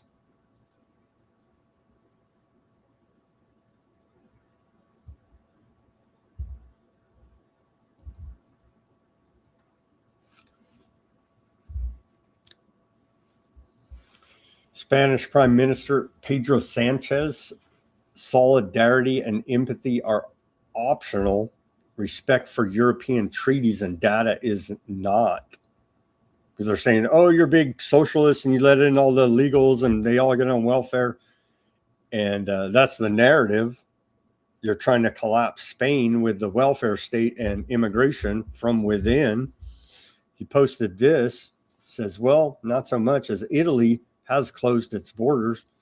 He posted this, solidarity and empathy are optional. Respect for European treaties and data is not. Number of irregular entries between 2021 and 2026, according to Frontex. You can see, 478,600 came in through Italy, the West Balkans, 340,000 plus, Greece, 256 or 59,000, and in Spain, right there, 234,760, and then via the eastern border, 48,000. This is not the time to divide. It is the time to continue building a strong and united EU. He's pointing out it's not only Spain that is having these mass invasions of illegal aliens, and he's speaking to the pushback from Italy, who has been highly critical of it. Take a look at your numbers there, Italy. France President Macron says, I asked Interior Minister to strengthen controls at our border with Spain if necessary. 4 units of mobile forces, aircraft, and drones have been deployed. So he's acting like he cares about France's borders there. He doesn't, but they have to put on that front at least. Okay, on to... So, yeah, I think we've learned, and there's more than enough evidence that they've weaponized migration, and they're using these poor African macaroons to go ahead and carry out that invasion and destabilize Spain as punishment for pushback against the genocide there in Gaza and other Horrific acts by Aardvarkland. I think it's pretty well laid out there for you. That is indeed the case. This is not just a random occurrence. It's all engineered. Another form of warfare by Aardvarkland. On to Russia-Ukraine war here now. It's ongoing. Wild berries, as we continue to report, that's the equivalent of Russia Amazon. Their logistics hubs, warehouses are being targeted and have been blown up by Ukrainian drone attacks. The CEO of Wild Berries, Tatiana Kim, came out and said, "We see the situation has united everyone, entrepreneurs, buyers, the business community, and representatives of regional authorities are uniting to solve the problem together. The problem is their warehouses of goods are being blown up by Ukrainian drones." She went on to say, "We will do everything to help business cope with this difficult situation. I thank everyone for the support. Together, we are stronger because Wild Berries is you. By striking us, terrorists hide the true reasons and accuse us of allegedly selling military goods. But you can open any marketplace, Amazon, Alibaba, and see if we have anything they don't. There is no logic, common sense, or rationality in the terrorist actions, and there cannot be." The enemy himself made a public statement that the attacks on Wild Berries are aimed at ordinary citizens. Their only goal is to apply pressure, destabilize, and cause panic and shock among a large number of people in Russia. That is the point. Here's Trump saying that we'll just go in there and take whatever we want from Ukraine. He says Ukraine has very rich, very fertile soil in terms of rare earth. If we have a contract signed having to do with rare earth, we can go in there at any time and take pretty much whatever we want. That's a pretty good deal. You know, it's even a better deal. The reconstruction contract that BlackRock has to rebuild Ukraine after they're done letting it get blown to bits by Russia, to go in there and rebuild it into a high-tech 15-minute style city, technocracy, police state control grid. That's what's really exciting about the future for Ukraine. Trump says it all the time now. Well, he lied and said, elect me, and I'll have the Ukraine-Russia war over in 24 hours with a phone call. That hasn't happened because Trump's full of shit. Nobody wants to make concessions, but both Putin and Zelensky are going to have to make concessions and make a deal, Trump said earlier today at that cabinet meeting. Russia's imported about 30,000 tons of gasoline to ease fuel shortages caused by Ukrainian drone attacks on major oil refineries.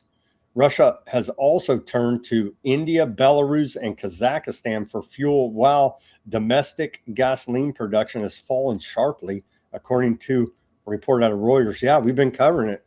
They're blowing the hell out of their Ukraine, NATO, America. We collectively are blowing the hell out of Russian petroleum production capacity by bombing the refineries. Ukraine, now the tit for tat, back and forth. In the war, guys, stop it. Just stop it. Ukraine hit a wave of Russian logistics and energy targets overnight. The Volgograd, a Wild Berries warehouse, caught fire. The massive Lukoil Volgograd, I can't even pronounce it, the big refinery there, was also struck. Further south, more drone attacks at Kaspika seaport. near the Caspian Sea. And so it's ongoing. There we have some, I guess we'll show the video here. It's pretty striking of these drones hitting Russia. I guess we should all cheer it on. We hate the Russians, right?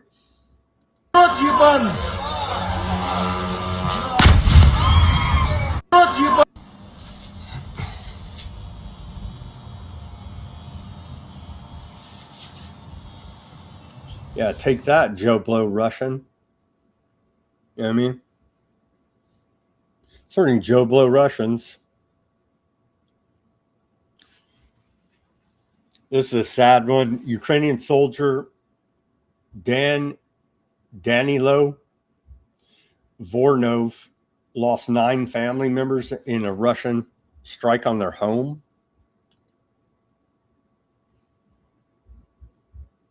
These are the wages of war. Stop it. There you go.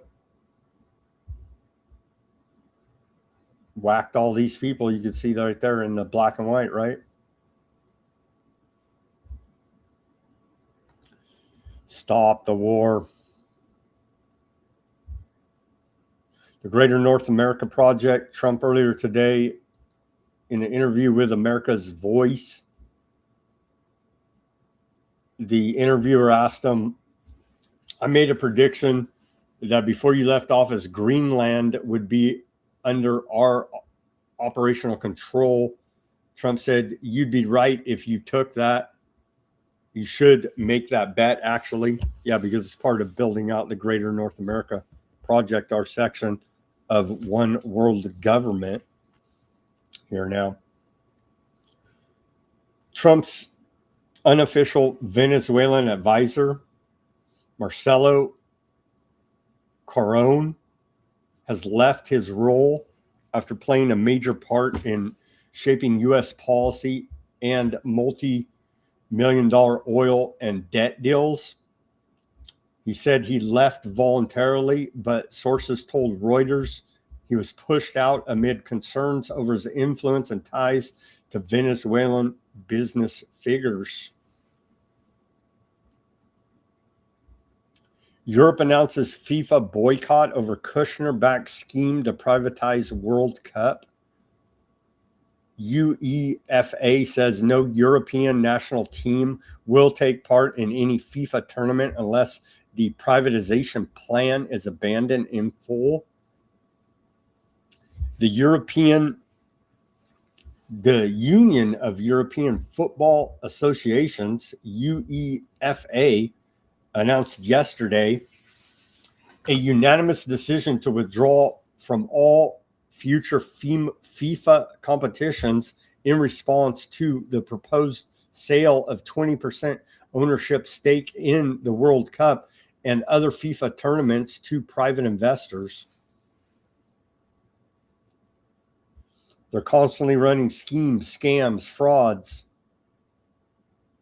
Turns out central to the proposal is a lead investment group, Thrive Eternal, backed by Joshua Kushner, brother of Jared Kushner, Trump's son-in-law, who started the Iran war.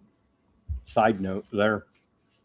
And trying to steal that island off the coast of Albania as well. So yeah, it just all always leads back to one of these criminals. So that's good. They're pushing back on that.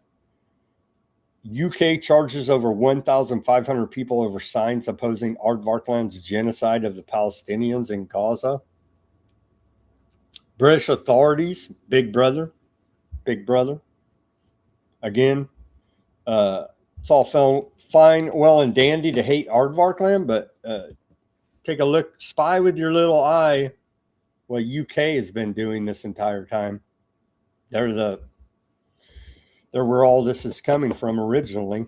The British authorities listed the cases of 1,579 people at Westminster Magistrates Court yesterday holding cardboard signs opposing Aardvarkland's genocide of the Palestinians in Gaza, according to campaign group Defend Our Juries. The group said the hearing had been pushed back to October, but that hundreds of defendants were never told, leaving them unsure whether they were required to reappear, pointing to confusion as evidence of a crisis the courts cannot absorb.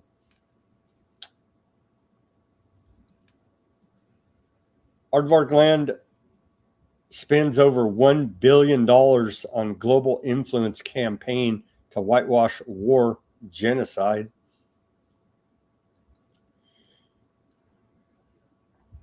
As we continue to report, a major part of propagandizing the American people is Brad Parscale, former campaign manager of Donald Trump, a complete traitor to this country.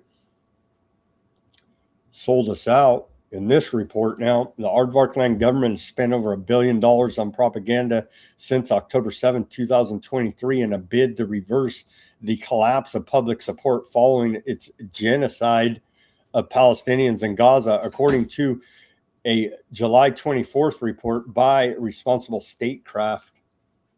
The amount represents a dramatic escalation in Aardvark Land's global Hasbro spending to shape public opinion, in particular in the United States, Tel Aviv's biggest backer. The effort was launched to counter the change in opinion of U.S. citizens who have turned against Aardvark Land due to the war crimes it has carried out in Gaza over the past 3 years. A Gallup poll from July 2025 found that 60% of U.S. citizens disapproved of Aardvark Land's military actions in Gaza, which have killed more than 73,000 Palestinians, the majority women and children, and turned the Gaza Strip into a devastated moonscape. To change this, Aardvark Land has funded various propaganda campaigns, such as hiring U.S. President Trump's former campaign manager, Brad Parscale, to carry out mass texting campaigns on behalf of Aardvark Land under the guise of peace groups and allies for peace. Aardvark Land has long influenced the opinion of U.S. public through pro-Aardvark Land lobbying groups funded and staffed by Aardvark U.S. citizens. AIPAC, the big one, right? There's other groups, Christians United for Aardvark Land, CUFI, foreign they should all be registered as foreign agents, at least old Brad Parscale's outfit, Clock Tower, I think it's Clock Tower, Clockwork, whatever it is, they at least registered, so they should have tell you, hey, we're working for a foreign government here trying to influence you idiot Americans who love Aardvark genocide. Drink some more goy slop, essentially. Here now.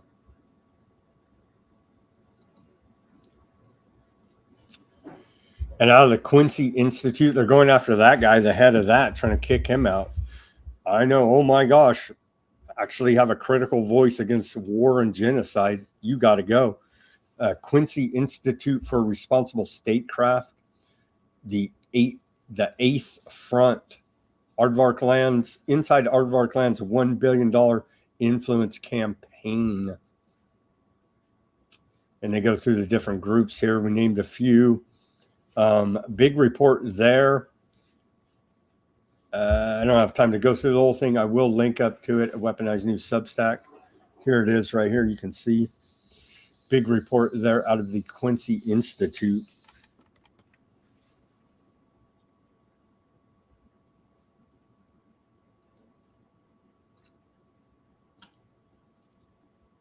All right, Laura Loomer. Some say she's the monster from Saw. Here she is modeling a Ukrainian drone. Laura Loomer visits Ukraine's Skyfall drone factory, signed 2 P-1 Sun interceptor drones, including one dedicated to Iran. And so I don't know, that has to bring bad karma on you, signing these drones that go kill people. Psychopaths, all of them. This creature.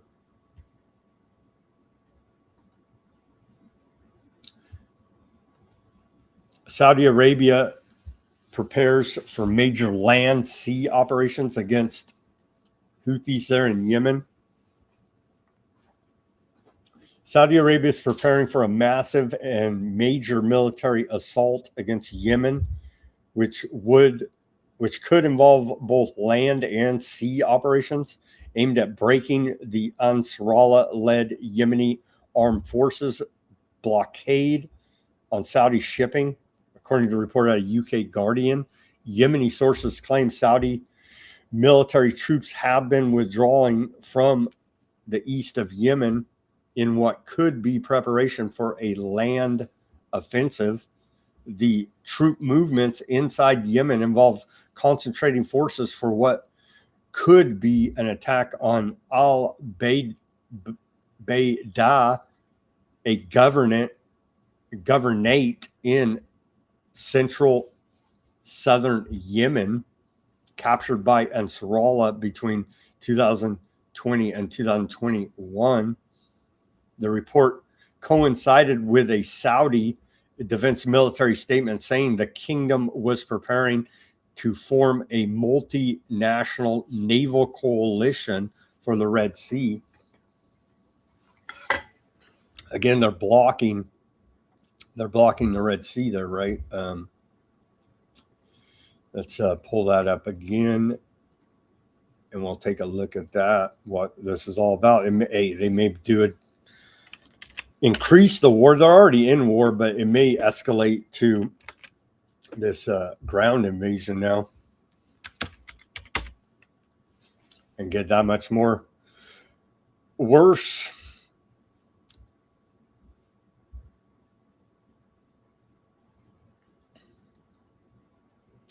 So here it is, right? So Houthis are blocking the shipping coming through here. And so they're going to come. I don't know where they're going to come through, but you see Saudi Arabia all right there, right? So can look forward to that in the near future. And Nasrallah chief warns Kingdom of Saudi Arabia against escalation in Yemen. Your allies cannot save you, he said. Leader of Yemen's Nasrallah al-Houthi said indicators show that Saudis are heading toward full-scale escalation. We will meet Saudi's full escalation with full escalation. The oppressor will learn that America won't save him. Britain won't save him. Aardvarks certainly won't save him. The Zionist enemy won't save him. No one will save him. This dude, right? The head of the al-Houthi right here. Looks like it's getting ready to kick off there. Like really hot. It's already kicked off. They've been trading bombing campaigns against each other. Let's watch this. The violence and impunity we are witnessing isn't a policy failure, but Western colonialism operating exactly as designed. Here's the cradle with Dr. Gasson. Let's watch this short clip. Western ruling classes are cannibals. Their parents were cannibals, their grandparents were cannibals, and their great-grandparents were cannibals. The job of liberals is to oppose policies in so much as never to change them or to challenge them. And we saw this in the last few days with Karim Khan. Ken Roth, the ex-head and the longest-serving head of Human Rights Watch, was central to having Karim Khan expelled extrajudicially, literally extrajudicially, because that's his job. And it's always been his job. And it's always been Human Rights Watch's job, is to make sure there is criticism, but never criticism that could ever alter the outcome, and that stays within the margins of misguided policies or hijacked policies. And so never say that actually these are structurally a happening genocide, that this genocide is as much part of Western colonialism as it has ever been, and that Western ruling classes are cannibals. Their parents were cannibals, their grandparents were cannibals, and their great-grandparents were cannibals. And that so what we watched in Gaza is something that is not an aberration or the failure of the Biden administration to rein back Netanyahu, but actually a fundamentally structural process to Western colonialism that was born out, or European political identity was born out of slavery, fed on colonialism, and raised on imperialism. And so it is so formative, these genocidal experience to Western political identity. But that's not the job of these liberal discourse organizations. Their job is to tell you these are misguided policies. It's all Trump's fault. The Israeli government has been hijacked by the right wing, rather than these are structural issues linked to global capital, linked to the historical development of these people, these classes, these institutions. And they've been doing this for as long as they existed and will continue to do this unless they're defeated. I could sum it up even better. Never trust sneaky aardvarks.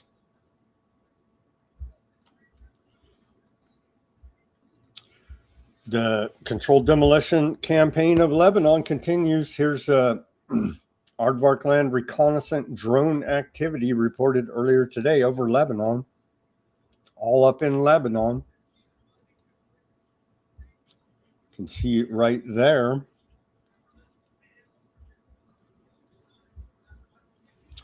Aardvark land occupation forces conduct controlled demolitions between Tibeth and Deir Mimas, southern Lebanon.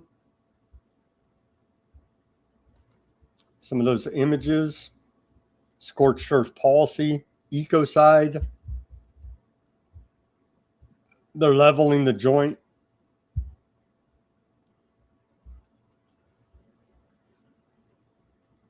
Going after all these historical sites, they don't care. They don't care. Aardvark land occupation forces set fire to residential homes, property, agricultural land in Mays al Jabla. The border village of Mu Ayi Babib is a historical cultural site that is home to the shrine of the prophet Benjamin. They're bombing that. Summary of Aardvark land attacks and violations in southern Lebanon since this morning. Artillery shelling. Forced detonations. Forced evacuations. Demolitions. They're demolishing caves, homes, drone attacks, sound bombs, tanks, more drone attacks.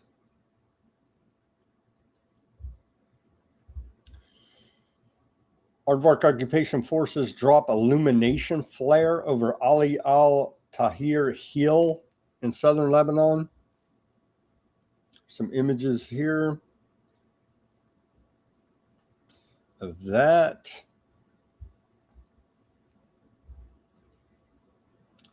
Aardvark Land Army detonates 700-ton explosive near Lebanon's historic Beaufort Castle. We covered that yesterday. Quite an explosion there. Quite an explosion. 700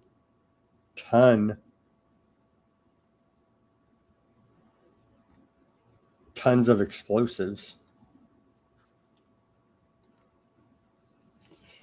It was such a big explosion, those 700 tons of explosives, it measured 3.8 on the Richter scale.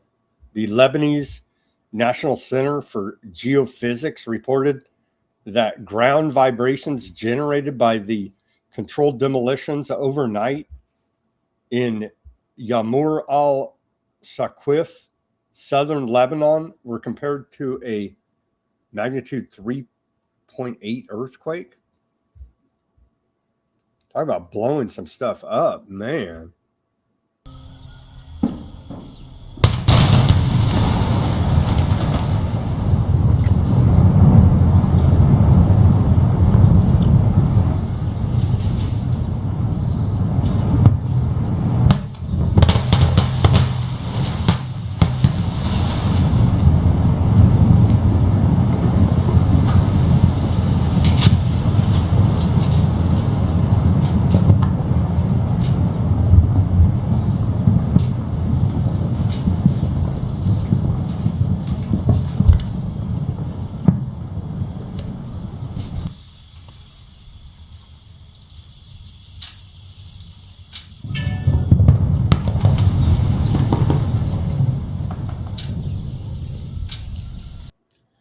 That is eerie,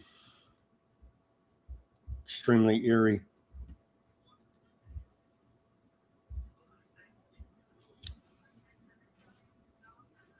More controlled demolitions, Kafar, Tebnit, southern Lebanon. I thought there was a ceasefire, bro. Not so much.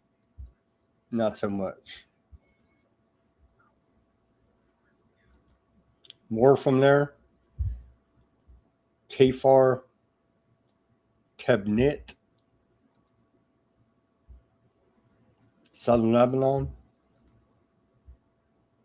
And this goes on. Do I even need to show anymore? I mean, there's the next one. Or is this Dair Sayer Yan leveling the joint? هذا هلا تفجير محضر سريان.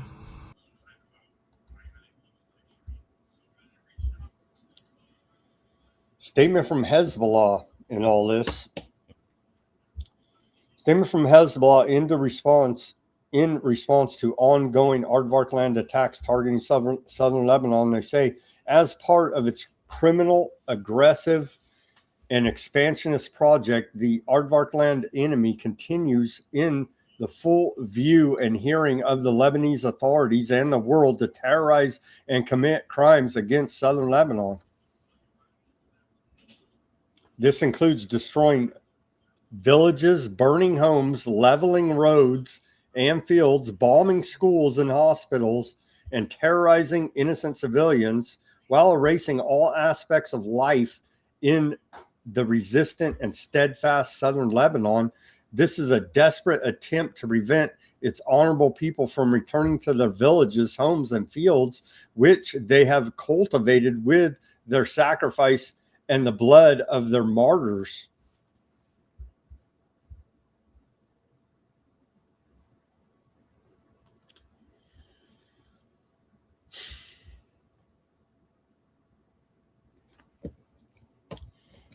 Trump claims the U.S. has an understanding with Aardvark land that it will abide by the newly announced Gaza roadmap that involves Hamas storing heavy weapons and Aardvark land withdrawing its forces from Gaza. But Aardvark land officials immediately signaled opposition to key provisions, with influential far-right minister Ben-Gvir demanding continued assassinations and Palestinian expulsion.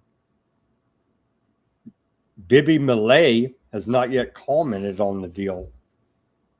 Trump celebrating, there's a big peace deal.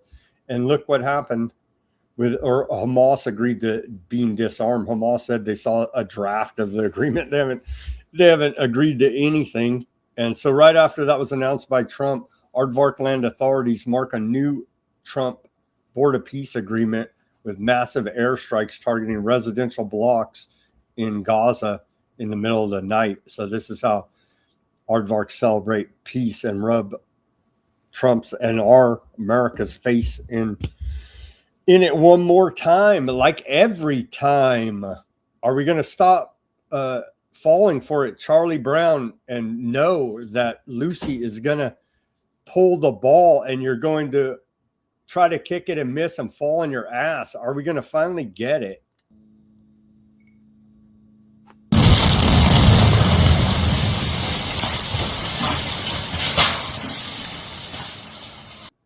So Trump says, oh, yeah, there's a peace deal. Hamas says they're going to stand down, disarm, and everything's going to be cool. Aardvark Land says, watch this. We're literally Charlie Brown and Millet Bibi is freaking Lucy holding the football, if you get that analogy. And hey, man, we're done. Come on. Enough. Okay. We're like, enough. And so we run up there. Okay, enough. And then pulls the ball. We go to kick it, fall on our ass. Like, damn, man. It has to all be fake, right? It has to all be fake and gay. And this is all bullshit. Real people are dying, as you can see. But the geopolitical theater of Trump saying, oh, yeah, peace, everything's cool. We agree with the Hamas. They're going to stand down. They're going to disarm. It's all cool. Come on, man. You're going to that's literally Bibi Millet walking up and just geopolitically, diplomatically slapping you in the face, dude. You're going to take that, Mr. Tough Guy Trump? Well, yeah, he is. It's all bullshit. And the genocide continues. It's pretty damn frustrating. Yeah, Aardvark Land bombs Gaza, killing Palestinians hours after Trump declares historic peace breakthrough.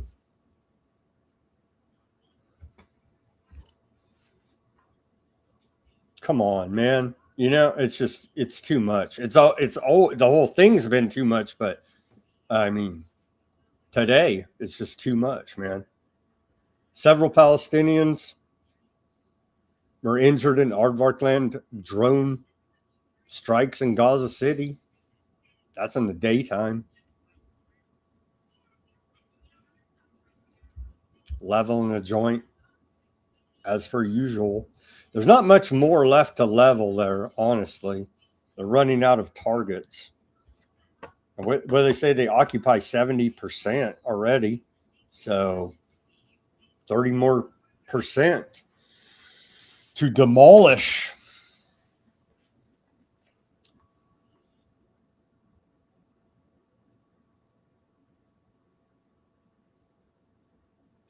Yeah, there's a big drop site says they obtained the terms Hamas and Palestinian factions agreed to regarding Gaza's governance and the resistance weapons.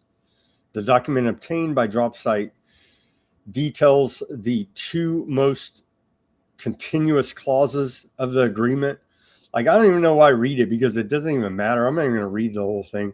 At one point in time in all of this, I remember in the reporting, these agreements would come out. I'd be all excited. Okay, they're going to agree. There's finally going to be a peace deal. They're going to stop genociding these kids, right? And then it would all turn out to be bullshit. And so that's what I assume all this is. They've told us, right?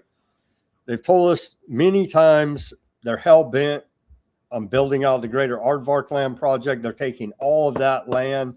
They're taking Syria. They're taking Lebanon. They're taking Gaza. They're taking the occupied West Bank. They're going to take some of Egypt. They're going to take some of Jordan. They're taking it all. Nobody's stopping them.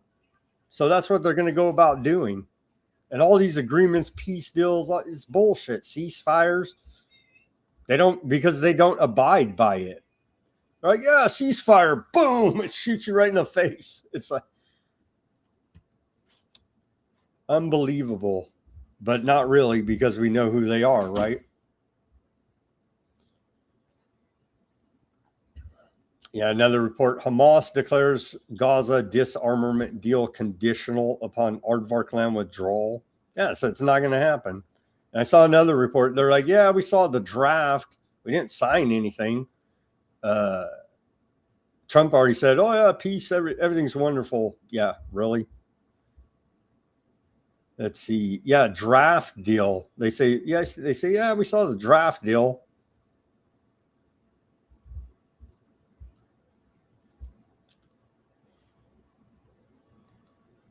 Here's Ben Gavir. He says the draft agreement published by the, quote, Peace Council is not acceptable to Aardvark Land. Nothing will ever be acceptable to them. After the October 7th massacre, the blood of every Hamas man is forfeit, and therefore a commitment to cease the eliminations of the terrorist organizations murderers is tantamount to consenting for Hamas to regroup toward the next massacre. The targeted killings in Gaza must continue. Encouraging immigration must happen. Aardvark Land must win. Is that right there? Yeah. They're telling you, cease whatever agreement. Ha, ha, ha. They will not abide. Palestinian man shot in the abdomen by ultra-Zionist settlers during a raid in the occupied West Bank. Earlier today, ultra-Zionist settlers attacked cemetery, destroying the grave sites of dead Palestinians.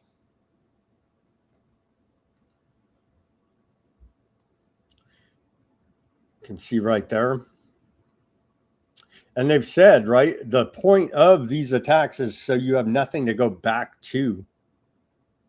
They'll destroy your graves, destroy any links you got to the land they're taking away. So you have no, and then they literally take you away. They whack you as well. But that's what they've said. That's what they're going about doing here now.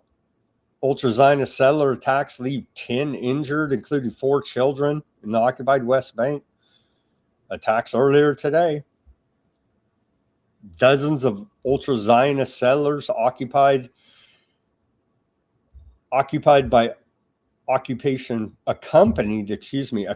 by occupation forces stormed the Junaid neighborhood west of Nablus earlier today, launching coordinated assaults that left at least 10 Palestinians injured, including 4 children. Security personnel and Aardvark Land ultra-Zionist settlers forced their way into residential sectors while deploying heavy volleys of tear gas directly into homes and public places, causing widespread cases of acute suffocation among residents. The coordinated incursions expanded across multiple districts throughout the occupied West Bank, resulting in widespread structural vandalism, physical assaults on local inhabitants, and multiple arbitrary arrests. And final report of the day here on this Friday is that they investigated themselves and found no wrongdoing. So that's good here, as per usual. Aardvark Land closes case into brutal 2023 torture of Palestinians by soldiers and settlers. No one charged. There you go. They investigated themselves and found no wrongdoings. I believe them personally. But yeah, IDF closes case into ruthless 2023 assault of Palestinians by settlers, soldiers without charges. Yeah, they're probably given awards. Well, they're given land and all the spoils of the war. So they'll probably be given medals as well there for their efforts. All right, let's check in on the latest headlines out of Iran International, and then we'll get out of here on this Friday. Have we started bombing Iran right now? Let's see. U.S. Aardvark Land plan, possible Iran energy strikes. We covered that out of ZBS News at the beginning. Iran war strains U.S. missile defense stockpiles. We've been covering that all this week. U.S. has no role in Strait of Hormuz, military advisor to Supreme Leader says in our Constitution that we're tasked to be police of the Strait of Hormuz, because as Huckabee has told us, aardvarks founded America. So there you go.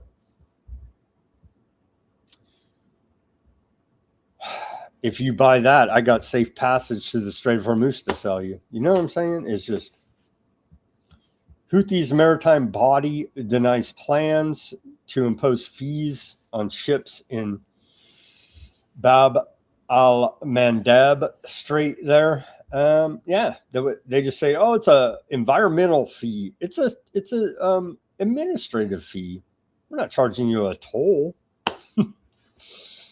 Drive by here and without our okay, we'll shoot you in the face. It's a racket here now. The troll on the bridge, toll charge, but the troll on the strait. But hey, there's no fee to pass by here. IRGC affiliated FARS lists regional energy sites as possible Iranian targets. Yeah. So over the weekend, looks like there's going to be another giant, maybe happening now, maybe happening at any time here going forward, a major bombing campaign against Iran. Finally, headlines out of Al Jazeera. Trump threatens strikes. Iran says it has no plan to respond. IRGC strikes on U.S. targets in Kuwait early this morning, early Friday. Aardvark Land launches air attacks across Gaza after Hamas agrees to peace plan. Covered that. Iran warns U.S. blockade risks global energy disruption. There's already that's the point of all of this.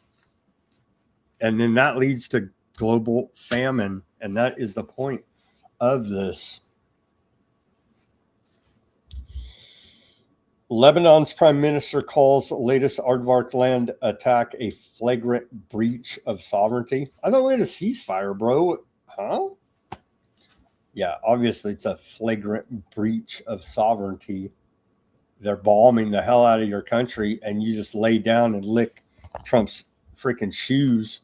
Lick the little Marco Rubio's shoes that don't fit him right.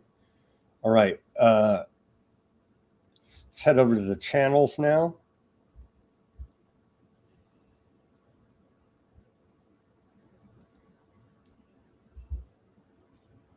Check out Odysee and see if we have any viewers over there. A few on this Friday, I see.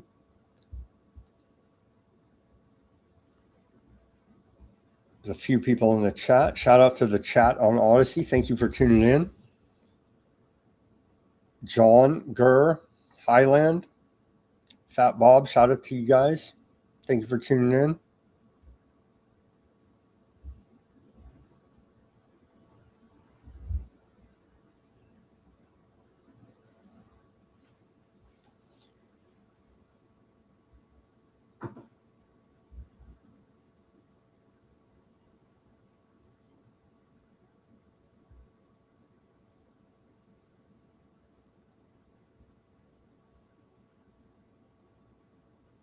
That's another weapon they're using against us right there. Right, John? He's talking about they won't enforce. They're allowing. Well, they're trying to engineer a race war. Is what they're trying to do, and it's obvious, yeah.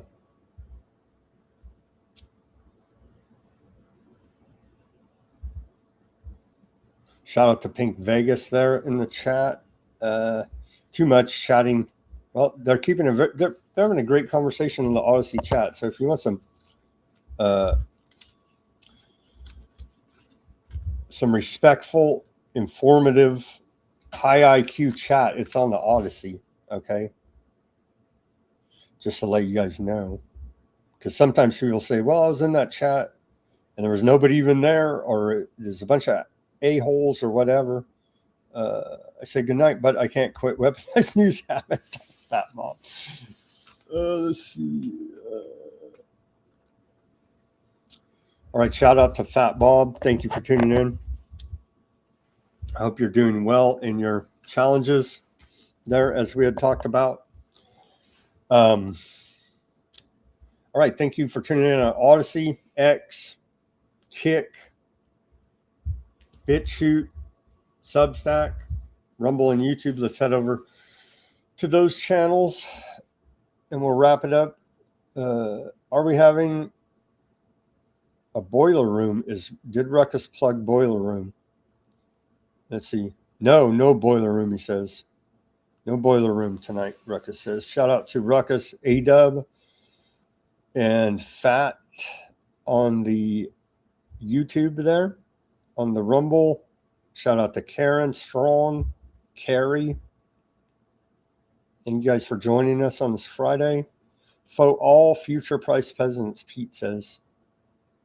I saw a post, somebody was saying that if people are finally figuring out that it doesn't matter. It doesn't matter who you elect as president. The government agenda moves on. Maybe there's a little few tweaks in here and there domestically, but overall, it just marches forward, the agenda.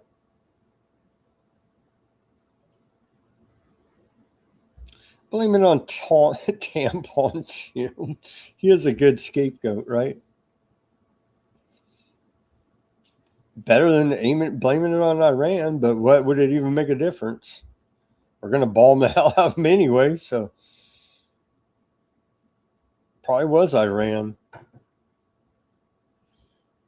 I'm so sick and tired of these Democrat Fs who won't get back in the closet where they belong. They refuse to believe that their party is finished. Huh? Shut up, Democrat. You lost. Your party sucks. America hates your guts. I don't know. Is you talking to somebody in the chat or me? I'm nonpartisan, bro.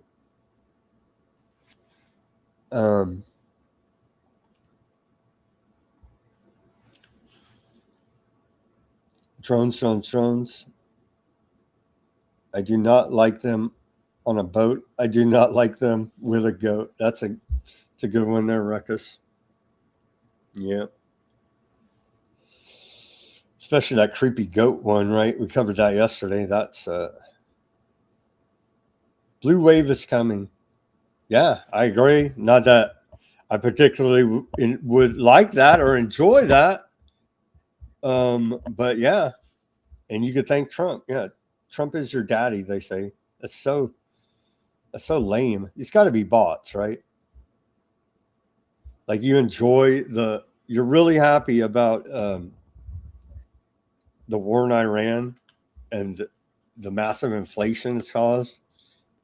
Like you're really happy about that.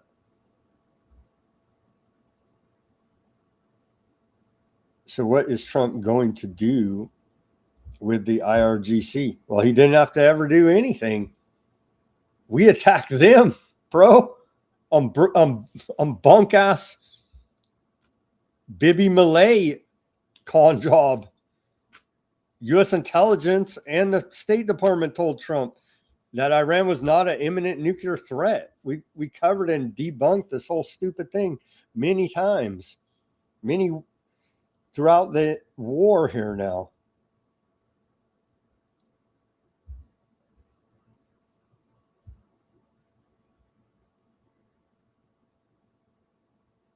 Let's see. Holmes says idiots haven't realized Masons created the system, or maybe they are naive.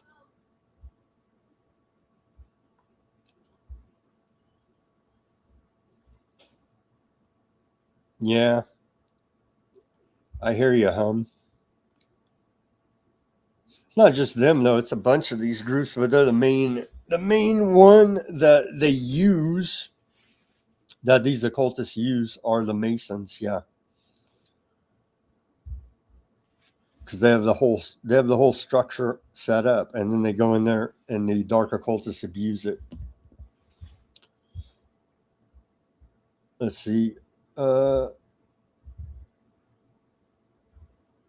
I'm confused. Were the radical box cutter algae bandits, or wasn't there? Trump wouldn't have actually lied, right? That would be weird.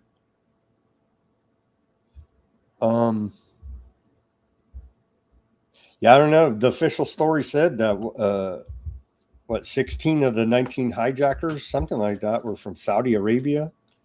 They've never answered for that. There's some lawsuits still. The victims' families are trying to sue Saudi Arabia.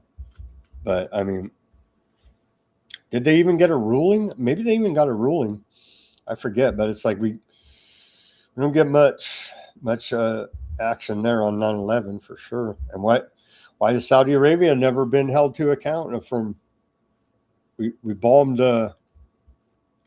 Afghanistan and Iraq, but not Saudi Arabia, right? For 9/11, allegedly. They say, don't worry, they all went home, all 48,000 of them. That's what they claim. That is quite a bit of quite a lot of people to have left that quick.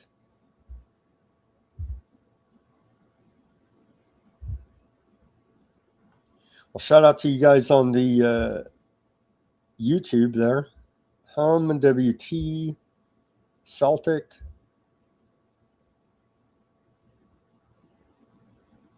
Celtic. Celtic's funny. Celtic 67 says Celtic in my name should make it clear I'm not a Zionist. That's a pretty funny one. Huh? Oh man. Let's see here.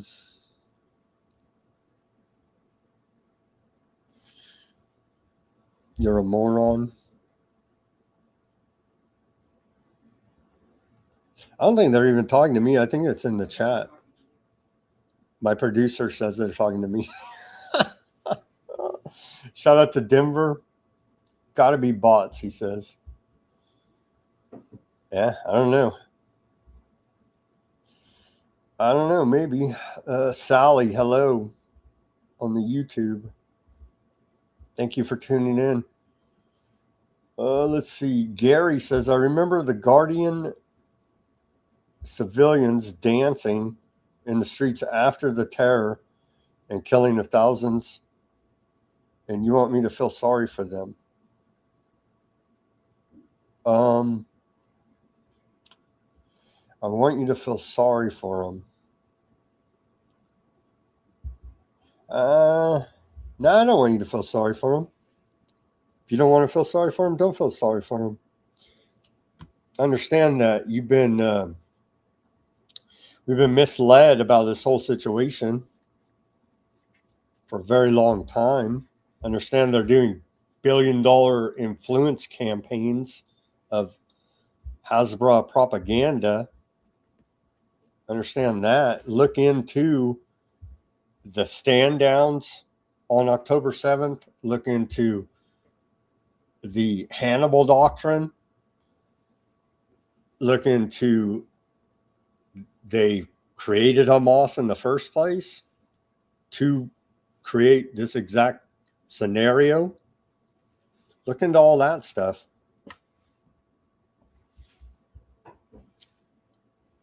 But what I'm telling you about Gaza and Palestine is they're using those as military laboratories to maximize and their kill rates.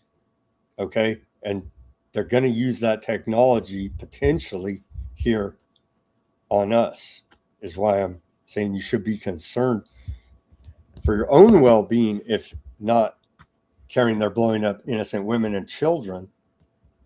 So just think of that. All right.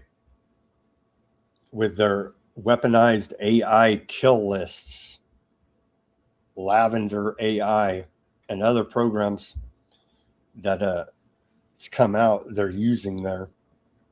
So just think of all of that, and don't think it can't come home here FDR rounded up Japanese Americans and put them in internment camps in World War II. Okay, so it can and has happened here in America. Big time tyranny.